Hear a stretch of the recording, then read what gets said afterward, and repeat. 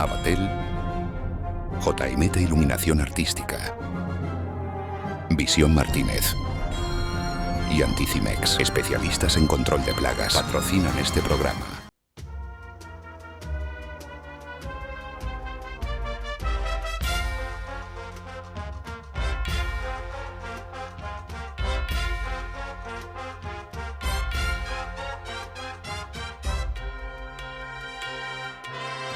¿Qué tal? Buenas noches. La Semana Santa de Sevilla ya tiene su pregón, que ha sido magistralmente pronunciado por nuestro compañero y también periodista José Antonio Rodríguez Benítez. Como novedad y por primera vez en su historia, el pregón de la Semana Santa de Sevilla contará con una novedosa versión audiovisual que se emitirá este martes a partir de las 9 de la noche en 101. Se trata de una reinterpretación de la propia obra literaria que ha sido editada por Carlos Valera y también por José Antonio Rodríguez, donde los telespectadores podrán ver, sentir y escuchar cada pasaje del pregón con imágenes y sonidos superpuestos a las palabras del pregonero. Paralelamente y continuando con los ritos que marcan la verdadera cuenta atrás, las dos esperanzas ya se encuentran entronizadas en sus respectivos pasos de palio a la espera de una nueva madrugada de récord para la Macarena, que sacará aproximadamente 4.500 nazarenos a las calles de Sevilla. Además, y a esta hora de la noche, se está celebrando en el Arenal el Viacrucis de Jesús Despojado y en San Juan de la Palma la tradicional subida al paso del Señor del Silencio ante el desprecio de Herodes, algo que hizo la propia Virgen de la Amargura el pasado miércoles por la noche. Pero estos no han sido los únicos actos del fin de semana previo a nuestra Semana Santa, que ha estado marcado por procesiones como la de la Abnegación, viacrucis en barrios como en el Porvenir y en el Tiro de Línea, además de múltiples besamanos en el Museo, en los Terceros, en San Juan de la Palma, en San Andrés, en La Mortaja, en San Pedro y en La Remozada, Iglesia del Sagrado Corazón de Jesús con el Cristo de las Almas. En definitiva, como acaban de ver, señoras y señores, ahora sí podemos decir que faltan tan solo 5 días para que haya nazareno por las calles de Sevilla y tan solo un domingo para que sea el de Ramos. Aquí comenzamos.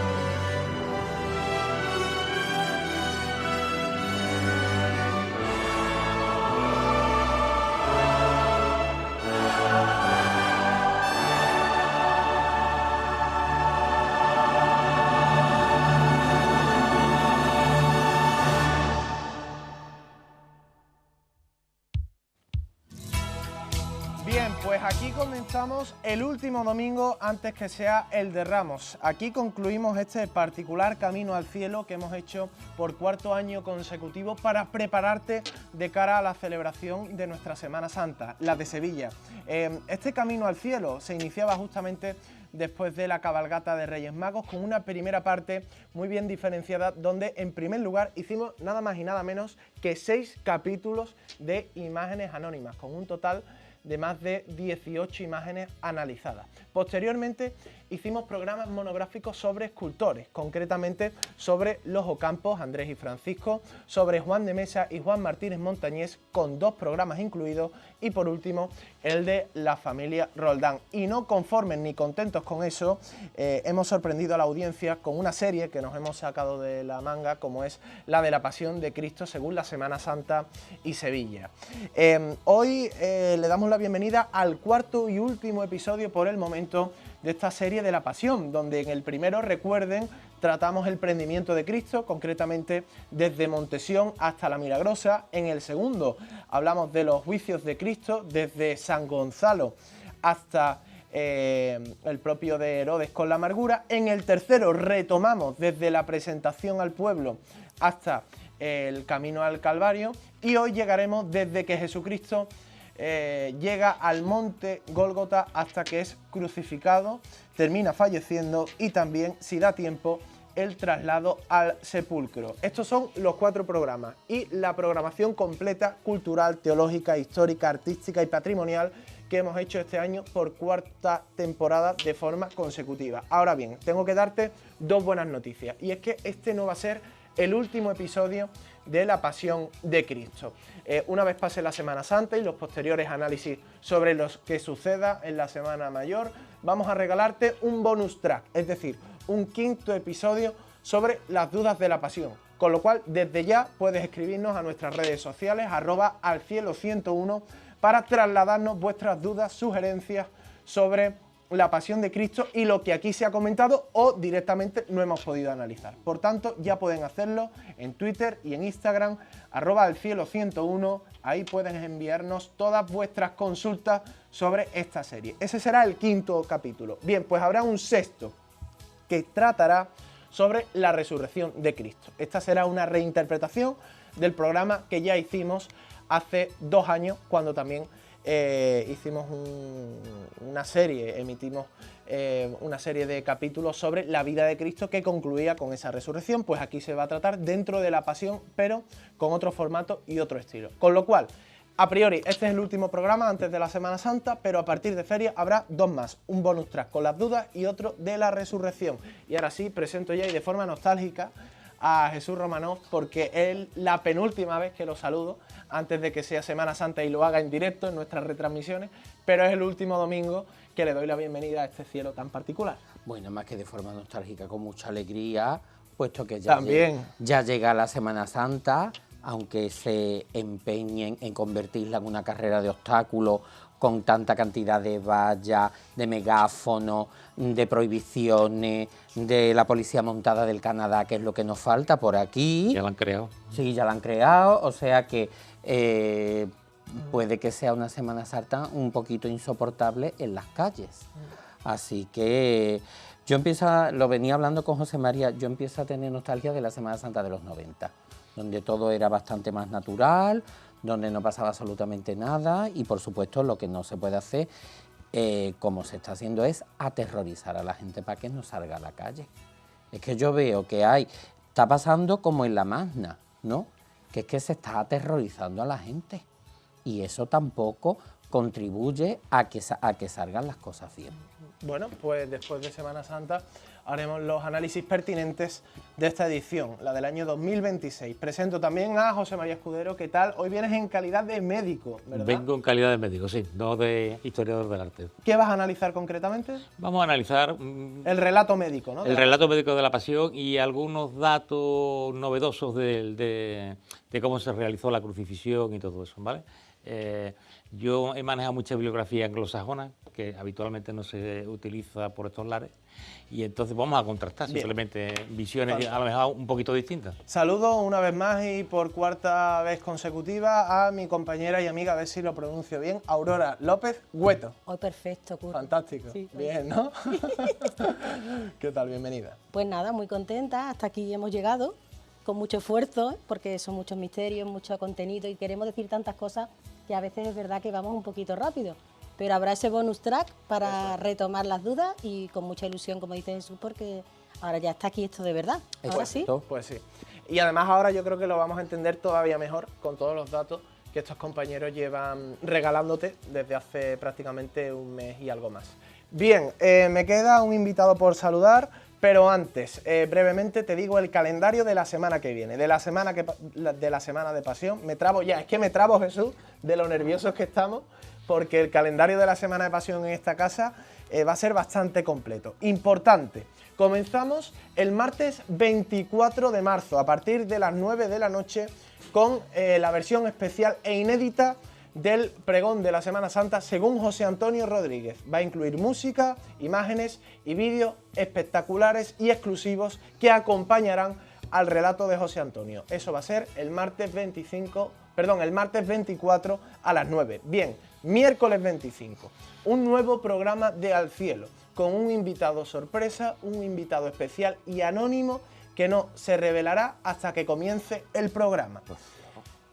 Seguimos, jueves 26 de marzo, en primer lugar, día de mi cumpleaños, que eso es lo más importante. Y después de celebrarlo, aquí tenemos programa en 101 y este sí es el especial y el previo a la Semana Santa, donde van a estar todos los colaboradores, tanto los artistas como los cuñados, para hablar de las novedades de la Semana Santa, para analizar todo lo relativo a estos preparativos y para contarte el planning, el dispositivo que esta casa ha preparado para su cuarta retransmisión de la Semana Santa de Sevilla. Todos los detalles, todos los planos, todas las ubicaciones, todos los puntos, todos los horarios de la Semana Santa y de nuestra retransmisión, que va a ser la más importante y la mejor de todos estos, te lo contaremos el jueves a partir de las 9:30 de la noche, al igual que el miércoles. Y a partir del viernes ya será de Dolores y estaremos contigo de forma ininterrumpida desde que salga la primera hasta que entre la última, de viernes a domingo de Resurrección.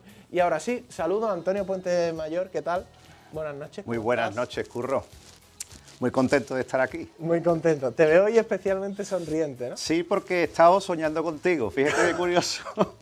Soy un gran seguidor de la serie de Chosen, que es una serie maravillosa sobre Jesús y sus apóstoles.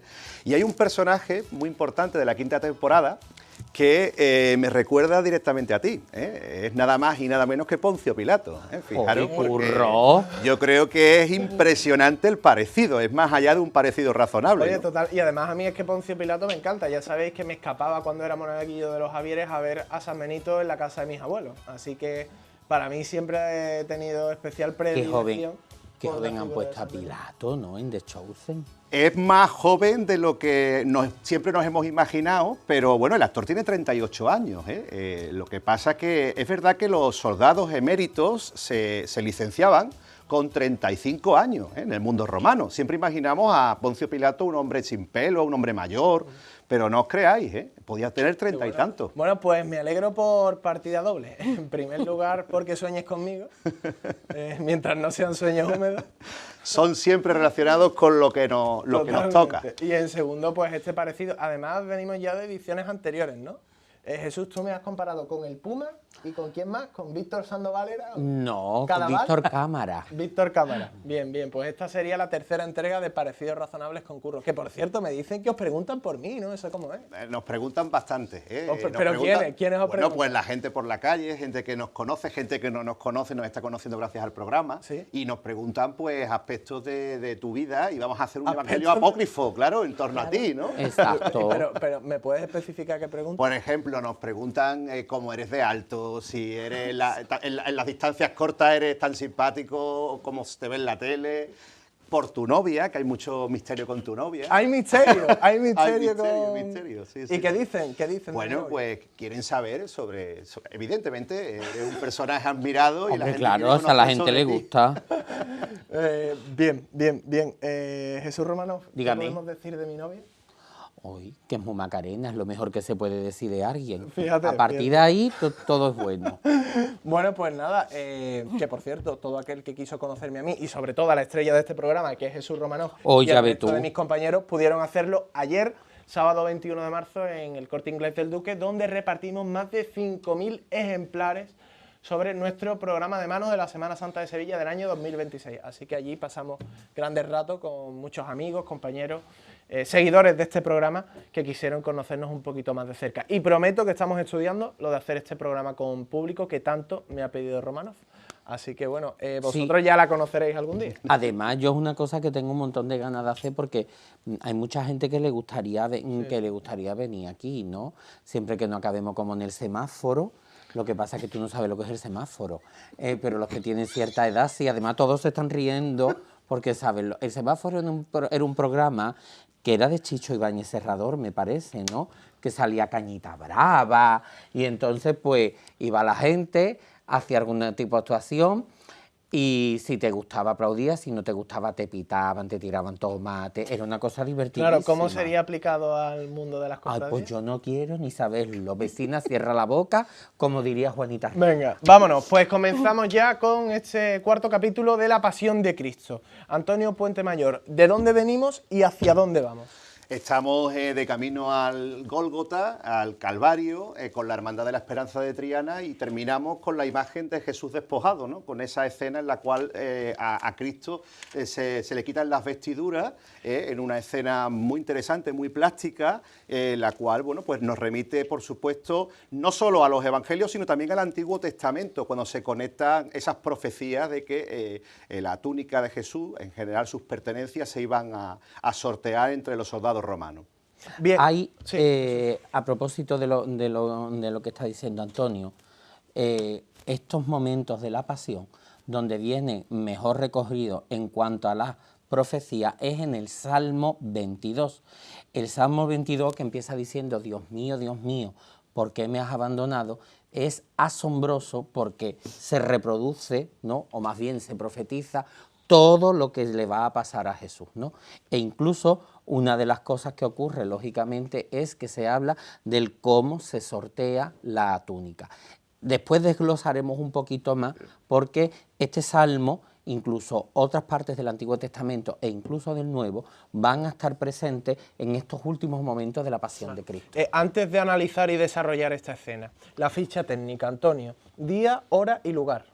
Estamos en los prolegómenos de la Pascua, en este caso bueno, en la colina del Gólgota, unos 5 metros por encima del lugar donde Jesús bueno, pues fue flagelado, fue sentenciado a muerte.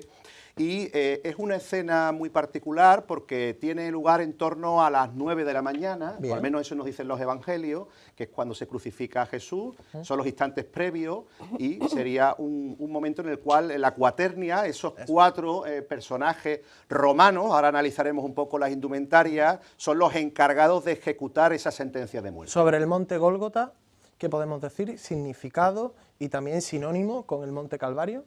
Bueno, un poco es la traducción, ¿no? Gólgota, Calvario, lugar de la calavera, ¿no? Porque exacto, parece ser que tenía la forma de una calavera visto desde lejos.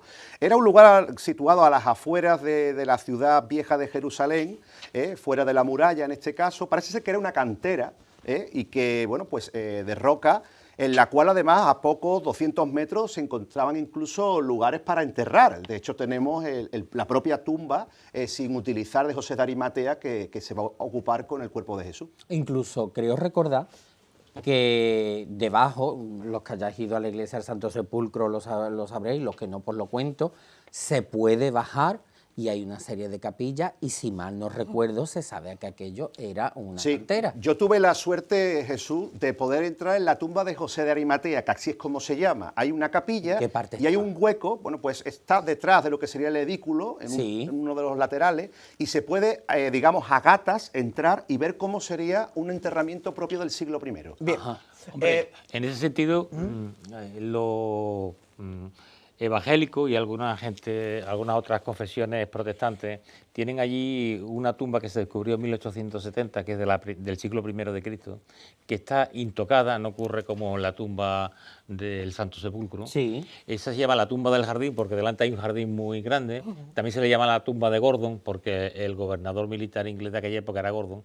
Lo visitó y él dio pábulo a que aquello era el enterramiento verdadero de Cristo. Realmente da igual. Lo que sí nos proporciona, por lo bien que está conservada, es una idea de cómo era este tipo de tumba. Abierto en una roca, en la pared, se conserva la piedra redonda que habla el Evangelio que se desplaza, existe como una especie de edículo donde se deposita el cadáver tallado en la piedra, es decir, es una tumba que no vamos a entrar aquí en la controversia de si es la verdadera o no, pero es una tumba del siglo I que se conserva intacta. Venga, análisis de esta escena, Aurora, el despojado. Bueno, lo primero que yo quería decir, por buscar algún paralelismo en el mundo del arte, es que el imaginero se pudo inspirar en el expolio del Greco, el expolio de las vestiduras del Señor.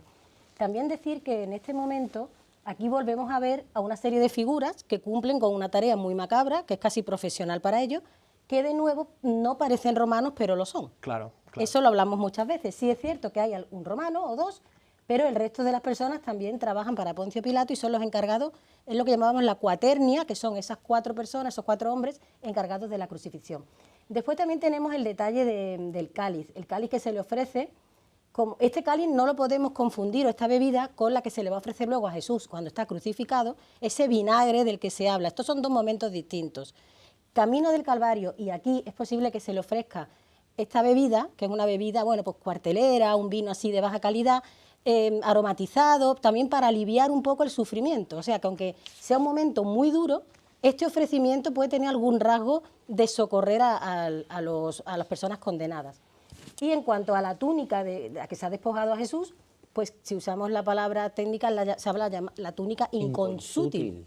¿Esto qué quiere decir? Que era una túnica cosida, sin costura, mejor dicho, una túnica de una sola pieza. Eso la gente que entienda de costura entenderá la dificultad, el tratamiento exquisito de este tipo de prendas. Puede ser que esa prenda se lo hubieran regalado las personas que seguían a Jesús, incluso algunas de las mujeres que lo seguían. El caso es que era una túnica valiosa. Y ese pasaje, el mencionar la túnica inconsútil es importante porque ahí sí está justificado lo que se dice en los evangelios de que los romanos, esos romanos que están ahí, la sortearon entre ellos. ¿Por qué? Porque era una pena, realmente una túnica de ese porte, de esa costura, cortijearla entre varias personas y por eso se la juegan a los dados. Y esto es muy interesante, lo de los dados, porque todavía hay muchos lugares de Andalucía donde se remeda ese momento y se hacen como partidas de dados, como a las chapas incluso, rememorando eso. Y en todas las películas que hemos visto en nuestra infancia. En Iznájar, en la Semana Santa de Exacto. Iznájar, creo recordar, es interesantísimo que se ve precisamente cómo se están jugando. Creo que recordar que es allí en Iznájar. Y en todas las películas que hemos visto en nuestra infancia, cuando no había tantas cadenas de televisión, en Semana Santa nos ponían todas las películas sobre la historia sagrada. Ahí esa escena de la túnica, de los soldados al pie de la cruz sorteándola, es algo también muy romano, esos juegos de azar, esos juegos a los dados. Vale. Y hay algunos lugares en Tierra Santa que tienen incluso muescas en el suelo de haber estado jugando, de haber estado allí repetidamente arrojando ese tipo de elementos. Varias dudas. ¿Color de la túnica? ¿Lo sabemos? Esto debe ser una túnica interior, cuidado. La túnica es la última capa ya de ropa que lleva Jesús, entiendo. Y luego él Entonces, encima llevaba varias capas, ¿eh? debía llevar varias capas, hasta una túnica interior, luego llevaría otra, luego llevaría el manto, el mantolín. Es Aquí que- a estas alturas no sabemos Jesús hasta qué punto se le ha ido despojando previamente. Normalmente, Romano y escudero. es que normalmente las túnicas eran lo último, lo que iba dentro. Y hay otra cosa bastante interesante, y es como muchas veces, yo eso lo explico en muchas ocasiones, como nosotros hemos perdido la noción del significado de las cosas, ¿no? Es que en la propia Biblia te está diciendo que el Señor llevaba una túnica valiosa. Hoy, con tanta gente que hay en contra de que las imágenes lleven túnicas bordadas y prendas de valor, resulta que la propia Biblia te está diciendo que Cristo llevaba algo valioso. Yo siempre he pensado, Jesús, que esta túnica se la pudo haber regalado quizá Juana, la mujer de Cusa, que era una mujer muy rica, entre otras muchas mujeres que lo seguían. Pero está claro que no sería la blanca, ¿no? No lo sabemos, pero ¿Podría ser la de Herodes? Es que no lo sabemos. Entendemos que no, porque lo de Herodes es algo que le ponen a posteriori en la escena del palacio de Herodes, y luego, evidentemente, una vez que llega a Pilato, yo entiendo que se la quitarían, era algo de mofa. Después de la flagelación le pondrían su propia túnica, la que él traía, ¿no? Lo cual estaría ensangrentada. Si había tenido un color crema, un color a lo mejor en su lana, en su color, perfectamente podía ser, claro, estaría ensangrentada y sucia después de la flagelación. Claro. Hombre, este pasaje que vemos realmente es una excepción debido a la cultura judía, porque normalmente las crucifixiones se hacían con los reos transportando el patíbulo desnudos. Solamente no se hacía así en aquellos sitios que chocaba con las costumbres, las leyes de la zona. Entonces, por el tipo de costumbres judías, Cristo fue camino del Calvario los 600 y pico de metros con una túnica. Después, la bebida. Era una costumbre habitual de todas las crucifixiones romanas ofrecer una bebida de tipo anestésico. ¿Y por qué? Porque después, si podemos, entraremos en el tema, que creo que es muy interesante. Los romanos, que no fueron los creadores de la crucifixión, sino que la aprendieron de los cartagineses, pero la refinaron de una manera bastante curiosa, porque ellos planificaban las crucifixiones en función de si fuera a ser larga o corta. Según como crucificaran al reo, la crucifixión sería larga o corta.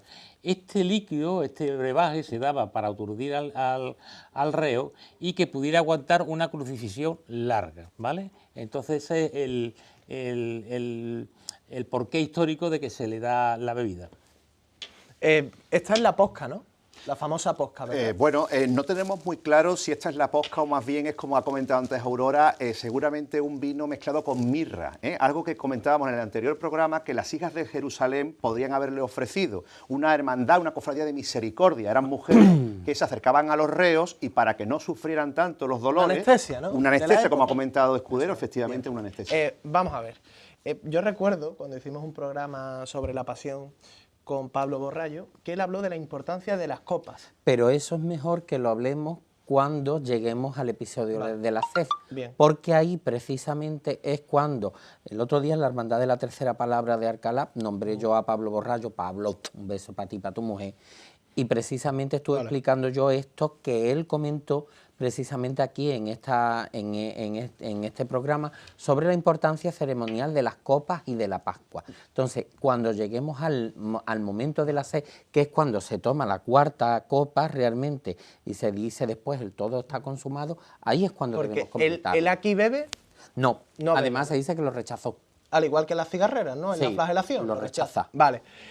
Aurora, vamos a ver, es cierto que aquí estamos viendo a 4 personas que deberían ser romanos, pero en esta ocasión los vemos sin ese uniforme habitual, sin esas corazas, sin esos cascos, sin esas plumas, sin esos cepillos, y los vemos con vestimentas, con túnicas habituales. Además, cada uno tiene una diferente, ¿no? Por ejemplo, el que le está ofreciendo la copa tiene ese uniforme, ese arnés propio de, por ejemplo, misterios como el de Pino Montano o incluso el de Bellavista, que están uniformados de igual manera, ¿no? Estamos viendo ese arnés puesto que les cuelga desde los hombros. Pero luego, por ejemplo, los dos que están justo detrás, tanto el que le está quitando la túnica como el que porta la soga, llevan túnicas clásicas, tradicionales de aquella época, y también tenemos al que se encuentra pues con la preparación de la cruz en la trasera del paso, que lleva estas mismas telas, ¿no? Entonces, ¿estos quiénes son? ¿Estos 4 quiénes son? Esto lo hemos comentado algunas veces y yo creo que es bueno que sigamos incidiendo. Esas 4 personas están allí realizando un trabajo encargado por Poncio Pilato y por tanto son personas al mando de Poncio Pilato. Ahora bien, eso no quiere decir que sean 4 personas originarias de Roma. Algunos pueden ser mercenarios. Mercenarios son personas que se han enrolado en el ejército y que vienen de distintos pueblos de los que han ido pasando y conquistando los romanos. Algunos pueden ser judíos, pueden ser hombres de la zona, hombres que también por ganarse un sueldo están trabajando para los romanos. Claro, el centurión sí es alguien que pertenece al ejército y por eso yo creo que se representa muy bien al centurión vestido con su casco, con su pluma, con su coraza, pero no es extraño que haya esa falta de uniformidad. Entonces, curiosamente, yo creo que aquí se ha conseguido un resultado historicista, pero partiendo de otra mentalidad. La mentalidad era, vamos a poner que los judíos son los malvados, que los judíos son los que han infligido a Jesús todo tipo de tortura. Y entonces vamos a no vestirlos a la romana. Pero cuidado, al final se ha llegado a un resultado historicista, porque muchas de esas personas no iban vestidos a la romana, porque allí había bastante falta de uniformidad, muchas veces por medios materiales. Los uniformes cada uno se ponía lo que podía, heredados, comprados en mercados de segunda mano, se lo tuneaban, si me permiten la expresión. Lo de los arneses no es raro, también en el cerro, Miñarro, que Miñarro es alguien que, vamos, que se documenta extraordinariamente, ha puesto a alguien con arnés en el cerro y en otros muchos misterios. Entonces se ha conseguido una visión de cómo era el ejército romano, de cómo era la soldadesca y de la distinta procedencia de la soldadesca, se ha conseguido, pero supuestamente cuando se hicieron estos misterios yo creo que la idea era otra, y la idea era cargar las tintas sobre los judíos. Claro, pero son hombres de Poncio Pilato, ¿no? Sí. Hombre, este misterio, como otros muchos que hay en Sevilla, es puro anacronismo histórico, porque como bien está diciendo ella, lo que se ha intentado siempre en Sevilla es lo que siempre se ha llevado la mentalidad católica antigua, que es cargar todo contra el pueblo judío. Entonces, realmente, en este caso concreto, como en otros pasos, lo que intenta representar que son judíos, pero eso no pasó. Con cada crucificado iba una guardia completa, que era un decurión, un centurión con 4 soldados. Normal, las tropas que tenía Poncio Pilato, y en este caso Roma en aquella época en Palestina, en buena parte eran tropas auxiliares, es decir, son tropas que no son romanos directamente, no son ciudadanos romanos, son gente que se les permite entrar en el ejército para reforzarlo, ¿vale? La mayoría de ellos en aquella época en Palestina debían de ser de la zona de Siria, Líbano y todo eso. Entonces, pero vamos, iban con el uniforme de las tropas auxiliares, no iban vestidos cada uno de una manera, ni mucho menos vestidos a la forma judía, iban con el uniforme de las tropas auxiliares de Roma, ¿vale? Y por cada crucificado había 5 personas, un decurión o centurión y 4 soldados, 4 legionarios de las tropas, en este caso auxiliares. Por cierto, ¿qué están haciendo estos dos romanos, Antonio? Porque vemos ahí un pergamino que uno le entrega al otro, ¿no? Sí, claro, uno lo que viene es a certificar, sería el exactor mortis, que es el que certifica que esa sentencia a muerte se está cumpliendo. Ahí vienen las palabras de la sentencia que habríamos visto en el paso de la Macarena, ¿no? Y por otro lado, también tenemos uno de los romanos que lleva los dados en la mano. Si viéramos un primer plano de las manos, veríamos que uno las lleva, porque efectivamente se van a sortear esa ropa, como ha explicado Jesús Romanó, que además es algo que estaba ya totalmente profetizado, ¿no? Como antes hemos mencionado en los Salmos. La soga también, que la estamos viendo ahí, ¿verdad? Claro, evidentemente Jesús vino atado durante todo el camino del Calvario. Comentábamos en el otro capítulo que también Dimas y Gestas vendrían atados, a lo mejor venían los 3 unidos. Estuvimos incluso describiendo el, ¿cómo se llama?, lo que sería el cortejo. Me acuerdo que estuvimos describiendo el cortejo, y de hecho date cuenta de una cosa, en la iconografía de Jesús Nazareno, una cosa muy importante que va a aparecer, y que creo que lo comentamos, es lo que en Jerez llama la figura del marquillo, es decir, ese soldado que va tirando de la soga que lleva a Jesús al cuello.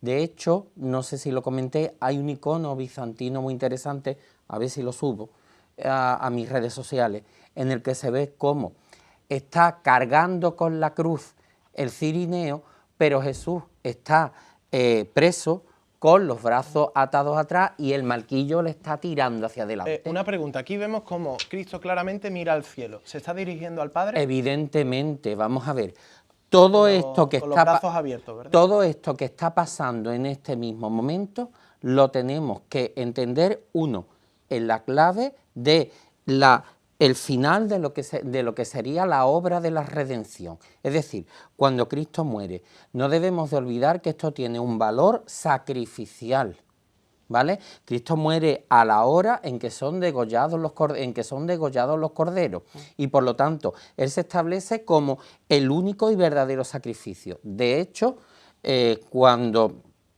se empieza a evangelizar América, una de las cosas que van a entender bastante bien pues los nativos americanos es el hecho de que no son necesarios más sacrificios, porque con el sacrificio de Cristo ya con ese no hace falta ninguno claro, más. Pregunta, Escudero, vamos a hablar ahora de este señor, que en primer lugar yo tengo que determinar si era o no romano. Más allá de su origen, ¿era un romano este señor que vemos preparando la cruz? Vamos a ver, es otro anacronismo, ¿vale? Las crucifixiones eran de dos tipos. Eran masivas y las que no eran masivas. En las masivas estaban las cruces dispuestas en el lugar de la crucifixión, por una cuestión de prontitud y rapidez. Sin embargo, la mayoría de las crucifixiones que no eran, por ejemplo de crucifixión masiva fue la que ocurrió después de la rebelión de Espartaco, ¿no? Tenía en la cabeza ahora mismo la escena de la película. Claro, es una crucifixión masiva, entonces ya la cruz entera está puesta allí. Ahora, las crucifixiones habituales no eran así. El reo lo que llegaba era con el patíbulo, es decir, el travesaño horizontal cogido a las manos, ¿vale?, con las manos extendidas. Y cuando llegaba al lugar de sacrificio ya estaba el estipe, que es el palo vertical. Allí ya estaba el estipe. Ese nunca se quitaba del lugar de la ejecución. Entonces, una vez que llegaba el reo, se le despojaba del patíbulo, se acostaba sobre el patíbulo y ahí se crucificaba los brazos, ¿vale? Y una vez ocurrido esto, pues entre los 4 romanos que formaban la escolta, lo cogían, lo subían y lo encajaban en el palo vertical. ¿Algo así? Esto Sí. es como iba con el patíbulo en la calle de la Amargura, ¿vale? Así iba. Así iría Cristo, ¿no? Así iría Cristo. ¿Y En por la qué no se le película- representa así? En la Porque, vamos a ver, esto estéticamente y devocionalmente no llama al recogimiento porque es muy duro. Y aparte, una de las cosas que se dice en el Evangelio es que Jesús carga con la cruz. Y entonces, desde el primer momento, la iconografía de Nazareno es muy tardía, ¿eh? Y la iconografía de la pasión y de la muerte de Cristo es una cosa muy tardía. Hay una cosa que debemos de tener en cuenta, que los cristianos en los primeros momentos ellos están pensando que se va a producir ya la parusía, o sea, la segunda venida de Jesús. Y además tenían un gran repelús, ¿no?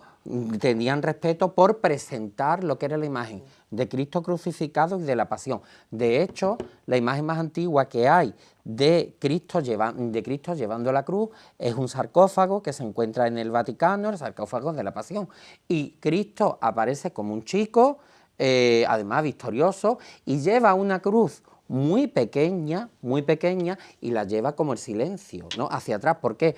Porque la cruz en ese momento se interpreta como el lábaro de la victoria.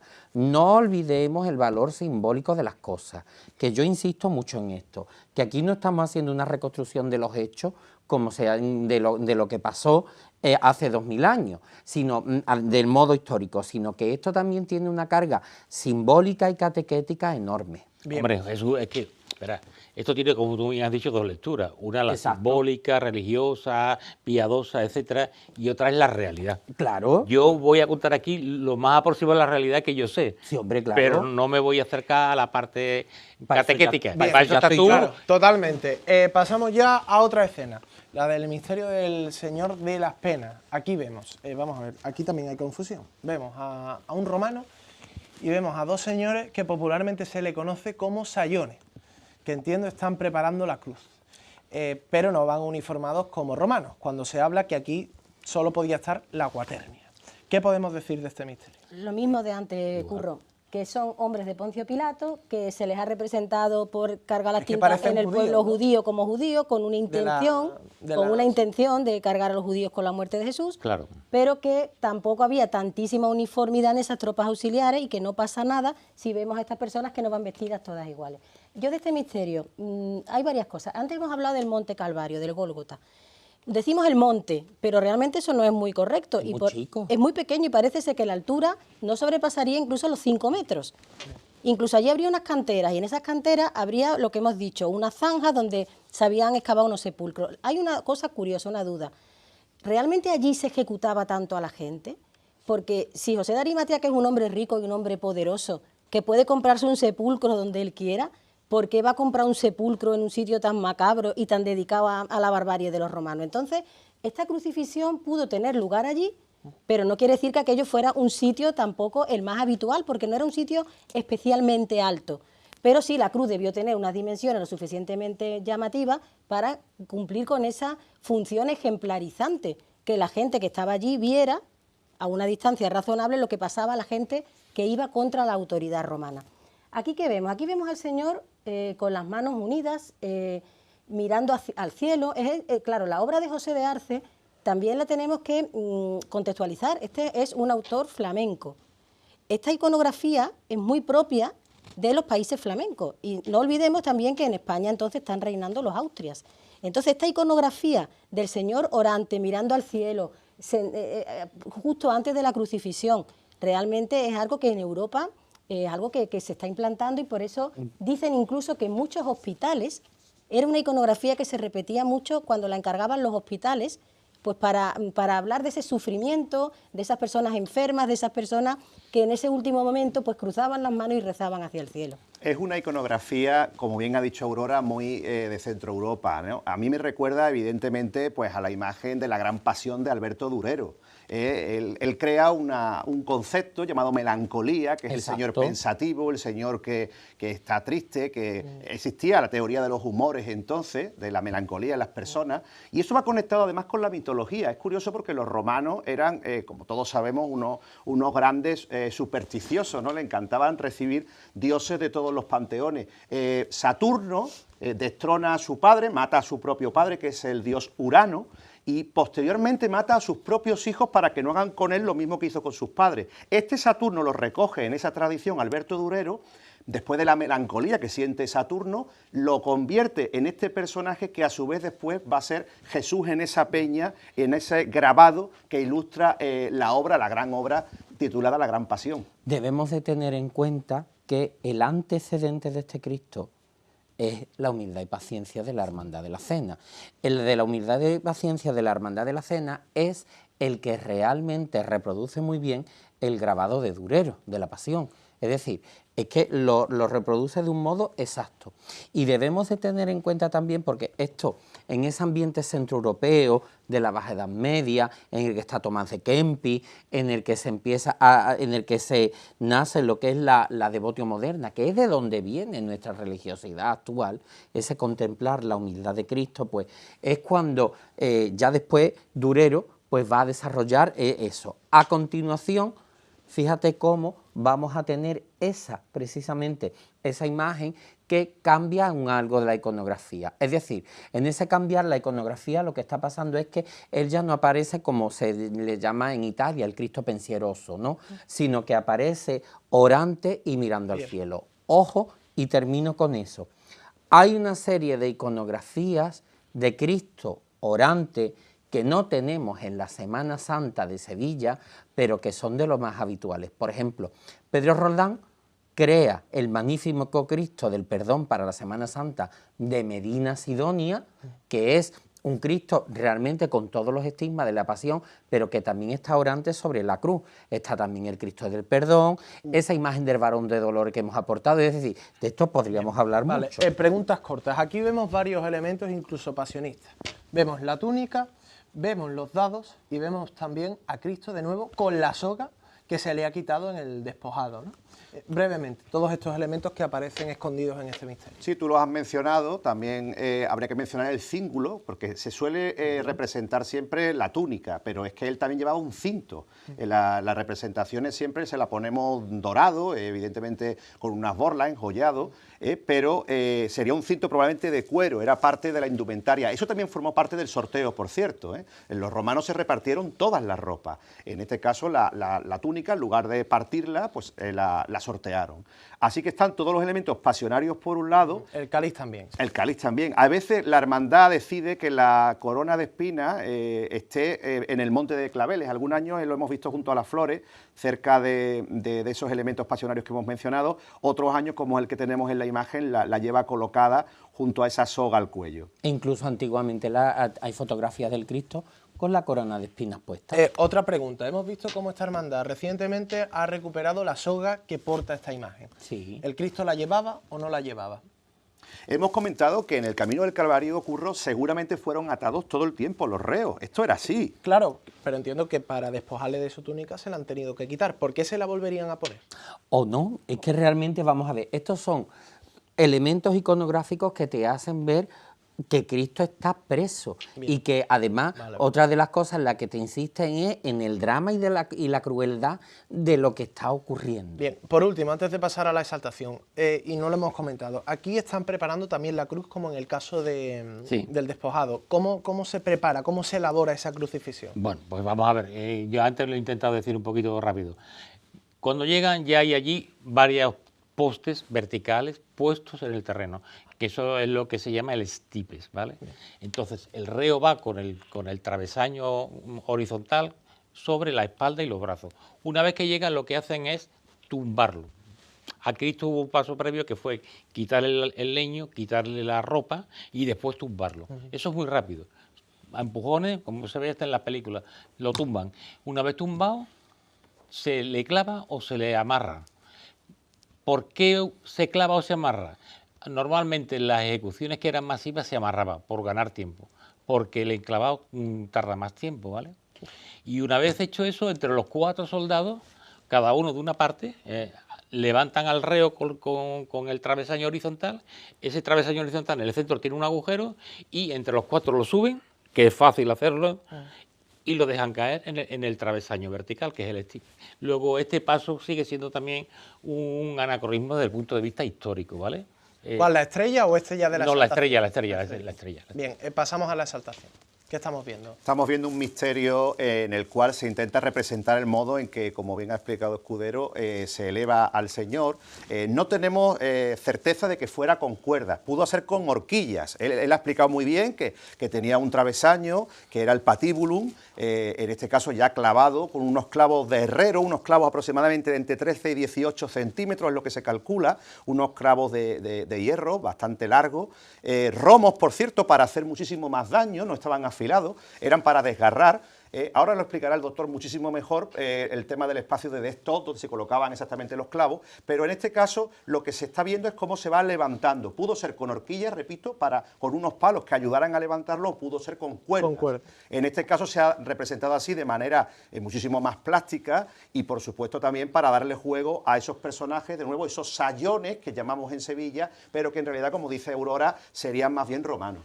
Bueno, o miembros de la cuaternia, ¿no? Directamente. Claro, efectivamente. ¿No? Claro, los sayones que, por ejemplo, lo vamos a emplear este término en el despojado y en la estrella, por ejemplo. Sí. Incluso aquí, ¿no? Sí, en todo momento. Porque todos estos serían romanos, ¿no? Claro, los sayones son verdugos, son personas que dentro de esa cuaternia... ¿Los sayones quiénes son? Sí, son miembros de la soldadesca romana, en este caso ya sean conjuntados o no en el vestir, pero evidentemente, como hemos mencionado en esta mesa desde el principio del programa, se intenta cargar las tintas contra los judíos y quizás ese aspecto que nos recuerda un poco al mundo judío. ¿Escudero de este misterio? Yo me acuerdo que cuando yo era niño, a los sayones se le llamaban sayones judíos.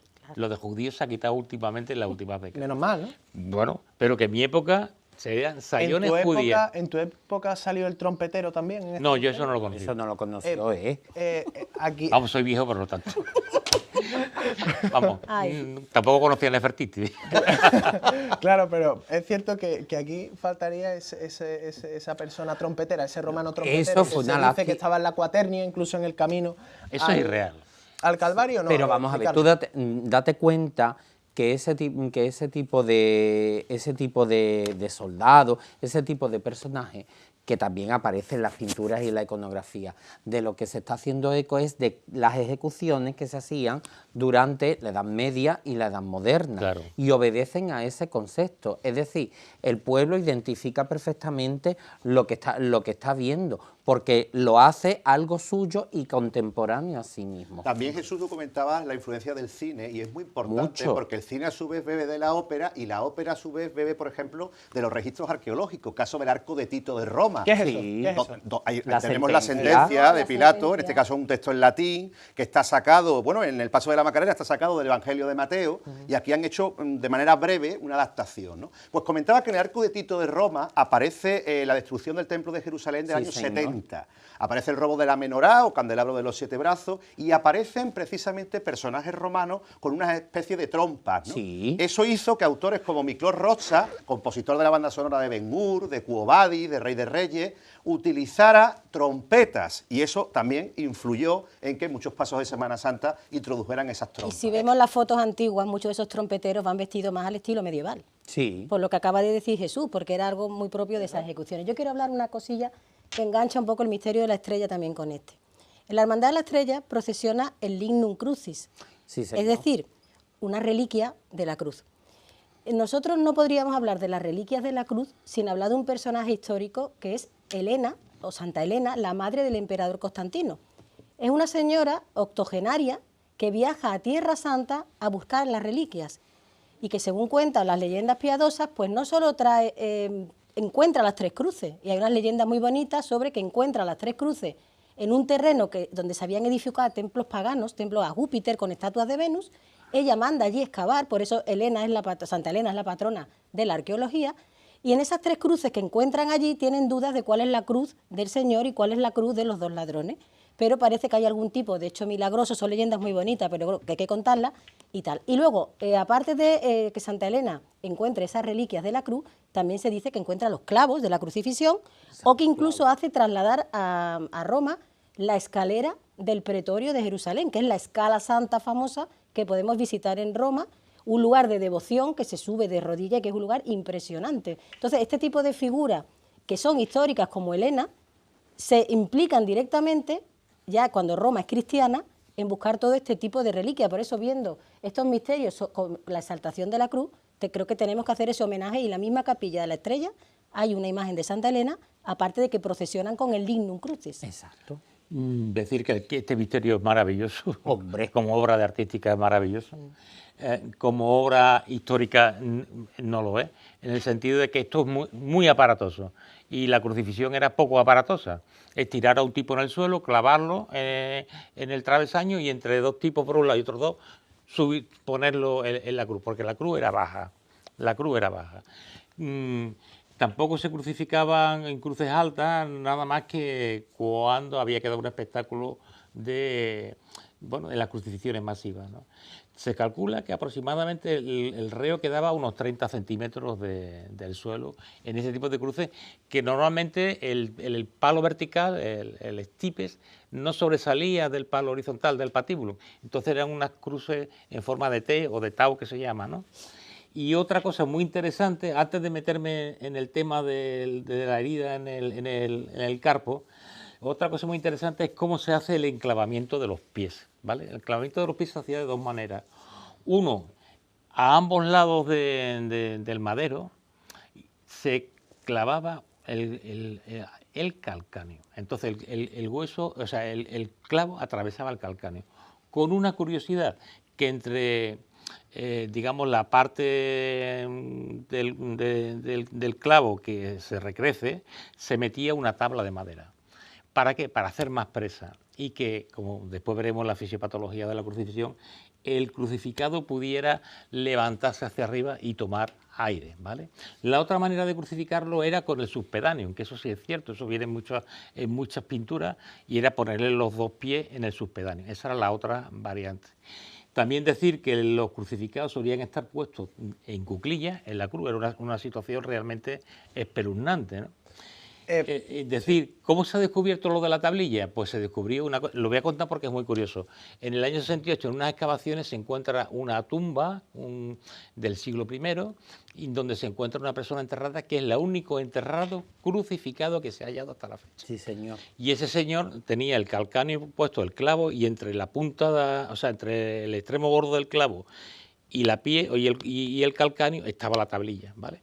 Decir que es excepcional que se encuentren tumbas de crucificados por dos motivos. Primero, porque los restos se tiraban a la genna. Claro, al basurero, por decirlo así. O bien se dejaban que las aves rapaces y otras alimañas acabaran con ellos.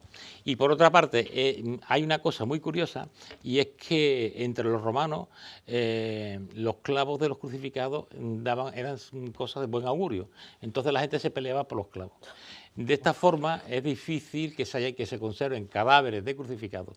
Por eso este cadáver que se encontró en Jerusalén con esta tablilla entre el clavo y el calcáneo, o sea, el calcáneo es el talón, por si alguno no lo sabe, pues es excepcional. Él ha sido el primer y hasta ahora único enterramiento de un crucificado que se ha encontrado.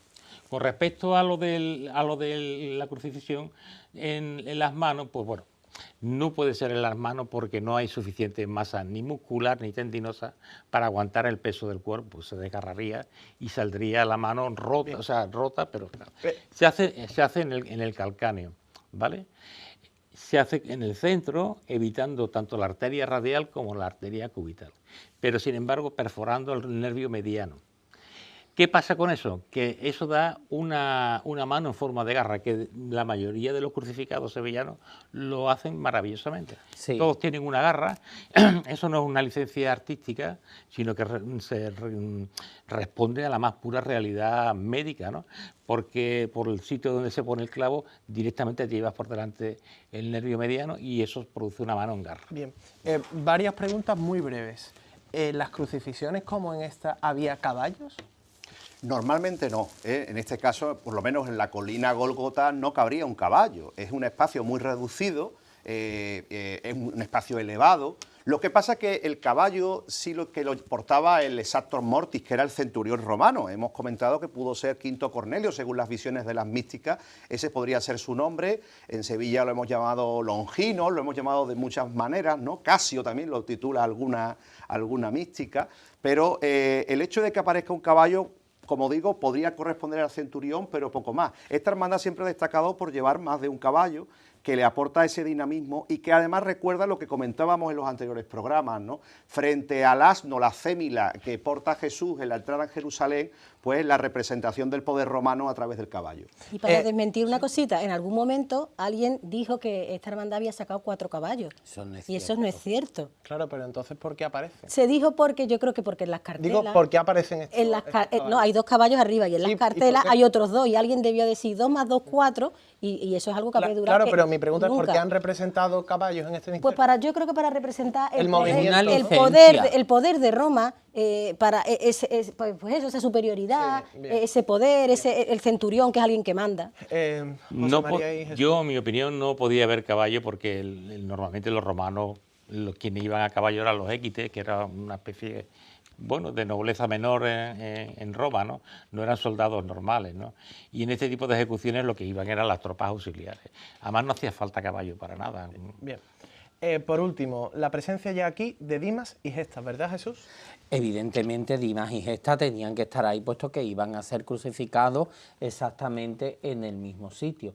Y además esto la Roldana lo hace de un modo absolutamente magistral, ¿no? Cómo aparecen esos cuerpos que fíjate cómo no están especialmente maltratados, como sí se ve lógicamente en el cuerpo del Señor, y que lógicamente su crucifixión era ya. Se había crucificado a Cristo y ahora se iba a crucificar a los dos. Desde el Señor de las Penas, de la Hermandad de la Estrella Triana, vemos a Cristo simplemente con ese paño de pureza, ¿no? Sí. ¿Qué ropa le queda al Salvador cuando lo crucifica? Bueno, probablemente es que no llevara ni eso. Nada. Desnudo. Desnudo. Completamente. Desnudo. Sí. Desnudo completamente. No le quedará ni eso se pone por decoro, pero mira, hay Miguel Ángel Buonarroti, creo recordar, hace uno, en el Escorial hay otro. Yo tengo una copia en mi casa.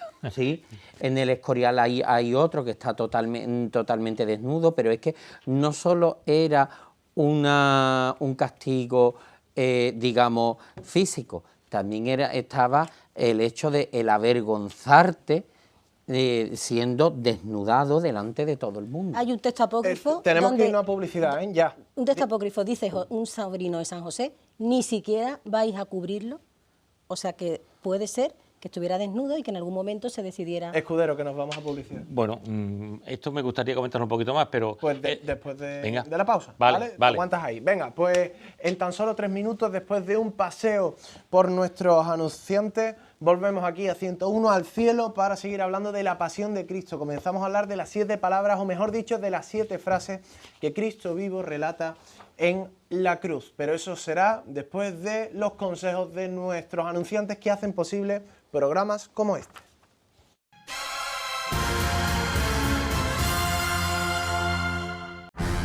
Abatel, JMT Iluminación Artística, Visión Martínez y Anticimex, especialistas en control de plagas, patrocinan este programa.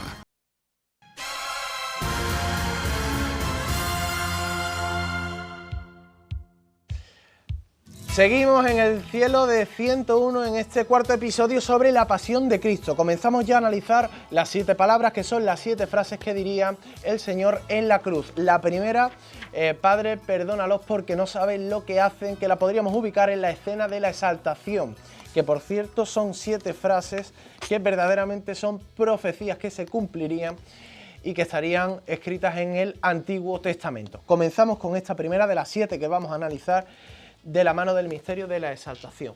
Es muy interesante como yo me refiero mucho siempre a Benedicto XVI, al libro Jesús de Nazaret, porque quizás es de los mejores estudios últimamente que se hicieron, ¿no? Entonces, Benedicto XVI dice que esto debió ser casi mientras lo estaban crucificando. Entonces, él insiste en 2 cosas. 1, en que Cristo pide perdón, no clama venganza. 2, en otra cosa que dice, perdónalos porque no saben lo que hacen. ¿Y esto dónde tiene su eco después? Esto tiene después su eco en cuando San Pedro da un discurso delante del templo de Jerusalén después de la resurrección y dice lo siguiente: rechazasteis al santo, al justo, y pedisteis el indulto de un asesino. Matasteis al autor de la vida, pero Dios lo resucitó de entre los muertos. Sin embargo, hermanos, yo sé que lo hicisteis por ignorancia y vuestras autoridades lo mismo.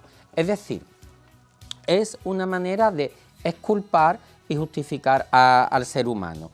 Es decir, ellos no saben lo que están haciendo, no saben realmente a quién están matando. Por eso Cristo le está pidiendo al Padre que los perdone. Incluso el propio San Pedro, el propio San Pablo, cuando hable de sí mismo, una de las cosas que va a decir es que él perseguía a los cristianos por ignorancia. O sea, que esto es muy interesante. Cristo en todo momento está pidiendo perdón. Y está justificando al ser humano, porque es la hora de el amar hasta el extremo que se dice en el Evangelio de Juan. Escudero, tú querías añadir algo sobre Dimas y Gestas. Sí, bueno, creo que la presencia de Dimas y Gestas, como tantas cosas en la Sagrada Escritura, a lo mejor no hay que tomarlas tan al pie de la letra. Lo que nos está indicando, por lo menos personalmente pienso, lo que nos está indicando es que no fue una crucifixión individual, sino que fue una crucifixión colectiva, pequeña pero colectiva. Evidentemente. Entonces, hay algunos autores que reinterpretando o releyendo los evangelios y los hechos de los apóstoles, dan a entender que después de lo que pasó con la expulsión de los mercaderes del templo, en Jerusalén se estalló como una pequeña revuelta que aprovecharon los celotes y algún seguidor de Jesús también por ahí descarriado. Entonces, lo que se hizo por parte de los romanos, de ahí la intervención tan rápida de Roma, fue detener a gente. Por eso uno de ellos piensa que fue Barrabás al que sueltan, lo ponen como uno de los dirigentes de la revuelta esa. Y es posible que junto con Jesús hubieran varias más personas de esa revuelta. ¿Vale? Es decir, que a lo mejor fueron 2, o fueron 3, o fueron 4, o fueron 5. El caso es que nos está indicando que no es una crucifixión única, sino que es una pequeña crucifixión colectiva, probablemente originada en los disturbios que hubo esa noche en Jerusalén. Respecto a los nombres que Escudero menciona de Dimas y Gestas, que nosotros los damos por válidos, ¿verdad? Una vez más tenemos que acudir a literatura apócrifa para poderlos entender. Son nombres simbólicos, como él bien ha dicho, podrían ser lestai, bandidos, reos comunes, ¿no? En algunos casos con delitos de sangre. La tradición piadosa nos ha legado estos nombres, que por cierto son simbólicos. Dimas significaría algo así como ocaso o moribundo, de la traducción, mientras que Gestas significaría risa o burla. Fijaros qué curioso, porque se identifican un poco con las dos posturas de ambos en la cruz. Hay una tradición muy bonita, que la recoge Ana Catalina Emery en sus visiones, que es la de que Jesús ya conocía a Dimas, o se conocían desde que eran niños. Exacto. Y en este caso es porque Dimas contrajo la lepra, que ojo, aquí hay que decir que la lepra de entonces no era la lepra que hemos visto en las películas, que a la gente se le caía la carne a pedazos. Una simple psoriasis, cualquier enfermedad de la piel, ya se consideraba lepra, porque en el mundo judío esos poros, que no eran los poros habituales del cuerpo, eran impuros, ¿no? De ahí el hecho de que un leproso pudiera ser una persona con una simple herida en la piel. A lo que voy, cuando era niño Dimas contrae, entre comillas, la lepra, y la Virgen María, según la tradición, lo baña en el mismo agua utilizada para bañar al niño Jesús. Jesús. Y dice la tradición que Dimas se curó. Durante Luego, la huida a Egipto, creo recordar que es. claro, y se encuentra luego, fíjate qué curioso, Jesús, en la cruz. Preguntas cortas. Dimas y Gestas, ¿qué habían hecho para ser condenados a muerte? La palabra que se utiliza es lestai, que es Bandido. bandidos. Entonces podían ser desde salteadores de camino, que había muchos, por eso iba armado, entre otras cosas, Pedro, cuando saca su espada. Podían ser también revolucionarios, como ha dicho José María, podían ser gente que aprovechando la Pascua pues tenían esas soflamas patrióticas, podían pertenecer a los celotes, podían ser de la banda de Barrabás, pero la palabra que se utiliza es bandido. Y sí, algo que habitualmente aquí mencionamos mucho a los niños, a la gente joven que ve este tipo de programas. Cuando veáis a los dos bandidos, intentad siempre reconocerlos. ¿Por qué? ¿Cómo los diferenciamos? Pues normalmente Dimas puede que lleven un halo Claro. de santidad, porque es San Dimas, puede que esté en una actitud pues hablando con el Señor, mientras que el otro gira la cabeza. En los que están de pie en la exaltación, los de la roldana, también podéis identificarlo perfectamente, pero es interesante con el pasaje que vamos a enganchar ahora, que es el que vemos la conversión del buen ladrón, en el pasaje de Montserrat, donde veis perfectamente al Señor de la conversión hablando con uno de los dos, con ese nimbo. Con Dimas, porque Claro, es santo, ¿no? Porque Dimas es es santo, santo. Hombre, y, claro. el otro en una actitud pues agresiva, como ahora veremos en el texto, cómo De hecho, replica y cómo se burla del Señor en la Antonio cruz. y José María. Según la tradición católica cristiana, podríamos decir, Dimas es el primer santo que hace Jesús, Exacto. porque es el primero que va directamente al cielo. ¿Qué le diría? Pues seguramente esa frase de estarás conmigo en el paraíso, ¿no? Cuando él le dice, le reprocha al compañero que ellos tienen razones para estar en la cruz, condenados a muerte, mientras que Jesús, que es un hombre justo, no lo merece, ¿no? Me parece una enseñanza muy bonita el pasaje de la conversión, porque esto que nos quiere decir con esto Jesús, que hasta el último instante de nuestra vida podemos convertirnos y arrepentirnos, ¿no? Qué bueno. Hay una cosa bastante interesante en estas palabras, que es la siguiente. Son las últimas tentaciones al propio Cristo. Es decir, del mismo modo que el diablo está diciendo, después de esos 40 días del desierto, está diciéndole a Jesús, si tú eres Dios, convierte la piedra en pan. Si tú eres Dios, tírate del alero del templo, que vendrán los ángeles por ti. Y Jesús siempre contesta de un modo prudente, no cediendo a la tentación. A Jesús tiene alrededor una caterva de gente que se están burlando de él, ¿no? Por un lado se están burlando los propios sacerdotes, ¿no? Por otro lado, lo que es el desprecio del impotente, ¿no? Por otro lado, la gente que está pasando por allí, anda, bájate de la cruz, demuéstranos que eres Dios. Y por otro lado, el propio Gestas. Además, el propio Gestas es bastante interesante lo que dice, porque si eres Jesús, sálvanos a nosotros, o sea, si eres Dios, sálvanos a nosotros y sálvate a ti mismo. Es decir, es una tentación continua al propio Dios.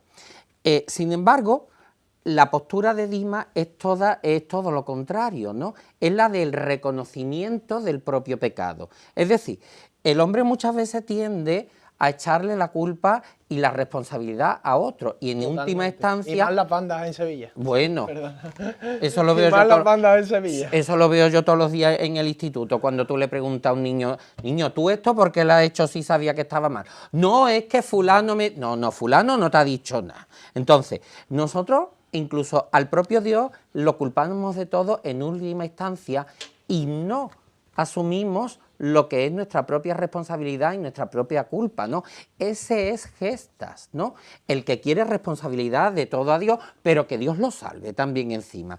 Y el propio Dimas es el que es responsable de sus actos y que le pide perdón al propio Cristo. Entonces, al fin y al cabo, no deja de ser esa especie de exponerte cuáles son esas dos actitudes que tiene el ser humano delante del propio Dios cuando se pone ante él. Una conversación también muy cruel, ¿no? Imagínate a 3 personas hablando en una cruz, a 3 reos, a 3 crucificados con el dolor que estaban padeciendo en esos instantes, ¿no? Son sus últimos diálogos antes de morir. Eso es duro, ¿eh? Sí, la verdad es un esfuerzo tremendo.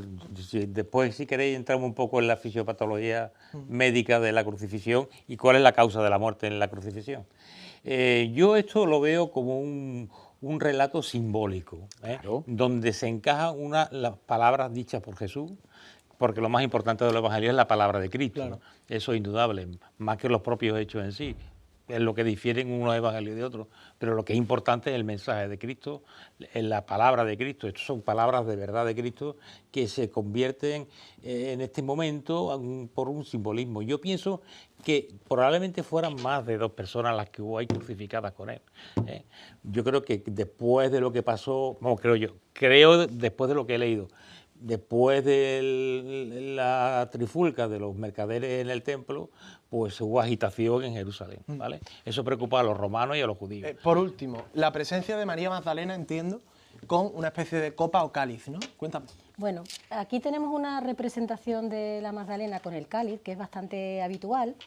El cáliz que dice las tradiciones piadosas que recoge la sangre de Cristo. Y luego esto engarzará con todo tipo de leyendas medievales, incluso con la propia leyenda del Santo Grial. También hay esa idea de esa travesía de Magdalena, de José de Arimatea, de algunos personajes de la Pasión que vienen de Tierra Santa, vienen a lo que sería Britania o la Galia, pero como digo, eso entra dentro de las tradiciones piadosas. Yo creo que aquí lo que se quiere representar con la presencia de la Magdalena es el lugar de la Magdalena entre el apostolado de Jesús. Vamos, el Papa Francisco creo que la nombró apóstol de los apóstoles.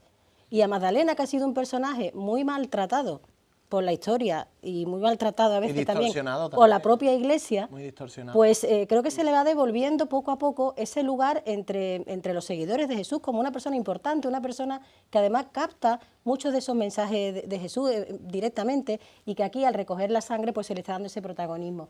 Además yo creo que se fijen en la Magdalena de Montserrat. A mí me gusta decir que estos son ese tipo de Magdalenas recatadas, como pasa con la Magdalena de la Carretería, con la misma Magdalena de las Aguas. Son Magdalenas que no tienen nada que ver con otras Magdalenas muy voluptuosas que también se han ido muchas veces desarrollando en la historia del arte. Y muy importante porque este misterio ya nos introduce de nuevo la presencia de María Magdalena, que la vamos a ver en todas las escenas pasionistas hasta el duelo del Santo en tierra. La hemos Es decir, visto camino en todos del los Calvario. misterios está incluso abrazando la cruz. Yo Eso siempre ya nos he va a dar dicho- pistas del papel que jugó María Magdalena en aquella época. Yo siempre he dicho que esta es la Magdalena más bonita de la Semana Santa. ¿De quién podría ser? ¿Juan de Mesa? No, No. en absoluto. Además, esta imagen, si mal no recuerdo, se incorpora tardíamente al misterio. Sí, se incorpora en el siglo XIX. Bien, Exactamente, y creo recordar que de este tipo de imágenes que vienen al rebufo de la desamortización. Sí, viene de la Magdalena, Exactamente. del convento de San Pablo, para ser exacto. Exactamente, que es una imagen readaptada. pasaríamos ahora al misterio de las 7 palabras, de las 7 frases, y por ejemplo, Antonio, ¿con qué frase lo podríamos relacionar este misterio según la propia hermandad de las 7 palabras? Bueno, pues ahí tenemos una frase que a mí me encanta, ¿no? Que es: mujer, ahí tienes a tu hijo, ahí tienes a tu madre. Y fijaros qué curioso, porque dice mujer, ¿eh? No dice Claro. en ningún momento María, sino dice mujer. Ni madre. Y hay, curiosamente, Jesús, muchas explicaciones y teorías en torno a esto, ¿no? A mí me gusta una especialmente, que es que Marías había muchas, y para distinguir de todas esas Marías y de todas las mujeres en general, ¿no?, que acompañaron a Jesús en su vida pública, él la llama mujer, que representa a la nueva Eva. Exacto. Sería algo de nuevo simbólico, ¿no? Hay muchísimo simbolismo en esta escena. Escenas que, por cierto, van a recoger los apóstoles, cada uno incorporando su propio sello, ¿no?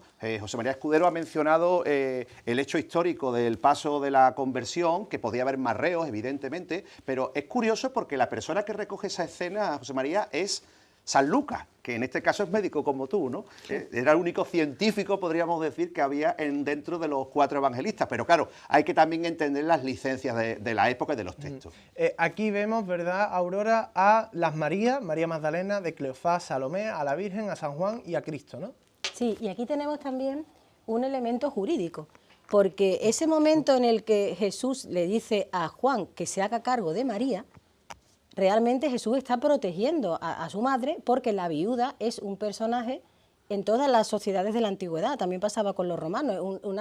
Es una mujer desprotegida, una mujer que no tiene recursos, y de esta forma él le está encargando a Juan que acoja a su madre, que se haga cargo de su madre, que la tutele en cierta forma, y por eso la frase es en 2 direcciones. Mujer, ahí tienes a tu hijo, para que no esté sola, para que esté acompañada, para que esté protegida por un varón, e hijo, ahí tienes a tu madre. Y yo creo que aquí tenemos ese componente jurídico. En cuanto al resto de mujeres, como decíamos el otro día, que puede que sean tanto María Salomé como María Cleofás parientes de la Virgen, en algún tipo de parentesco, prima o esposa de algún familiar. Pero una pregunta, entonces, ¿a los familiares de Cristo y de cualquier reo se le permitía estar ahí, en el lugar de la crucifixión, a los pies de la cruz? Normalmente no. Normalmente no se les permitía. Pero fíjate tú lo que ha dicho Aurora, qué interesante, ¿no?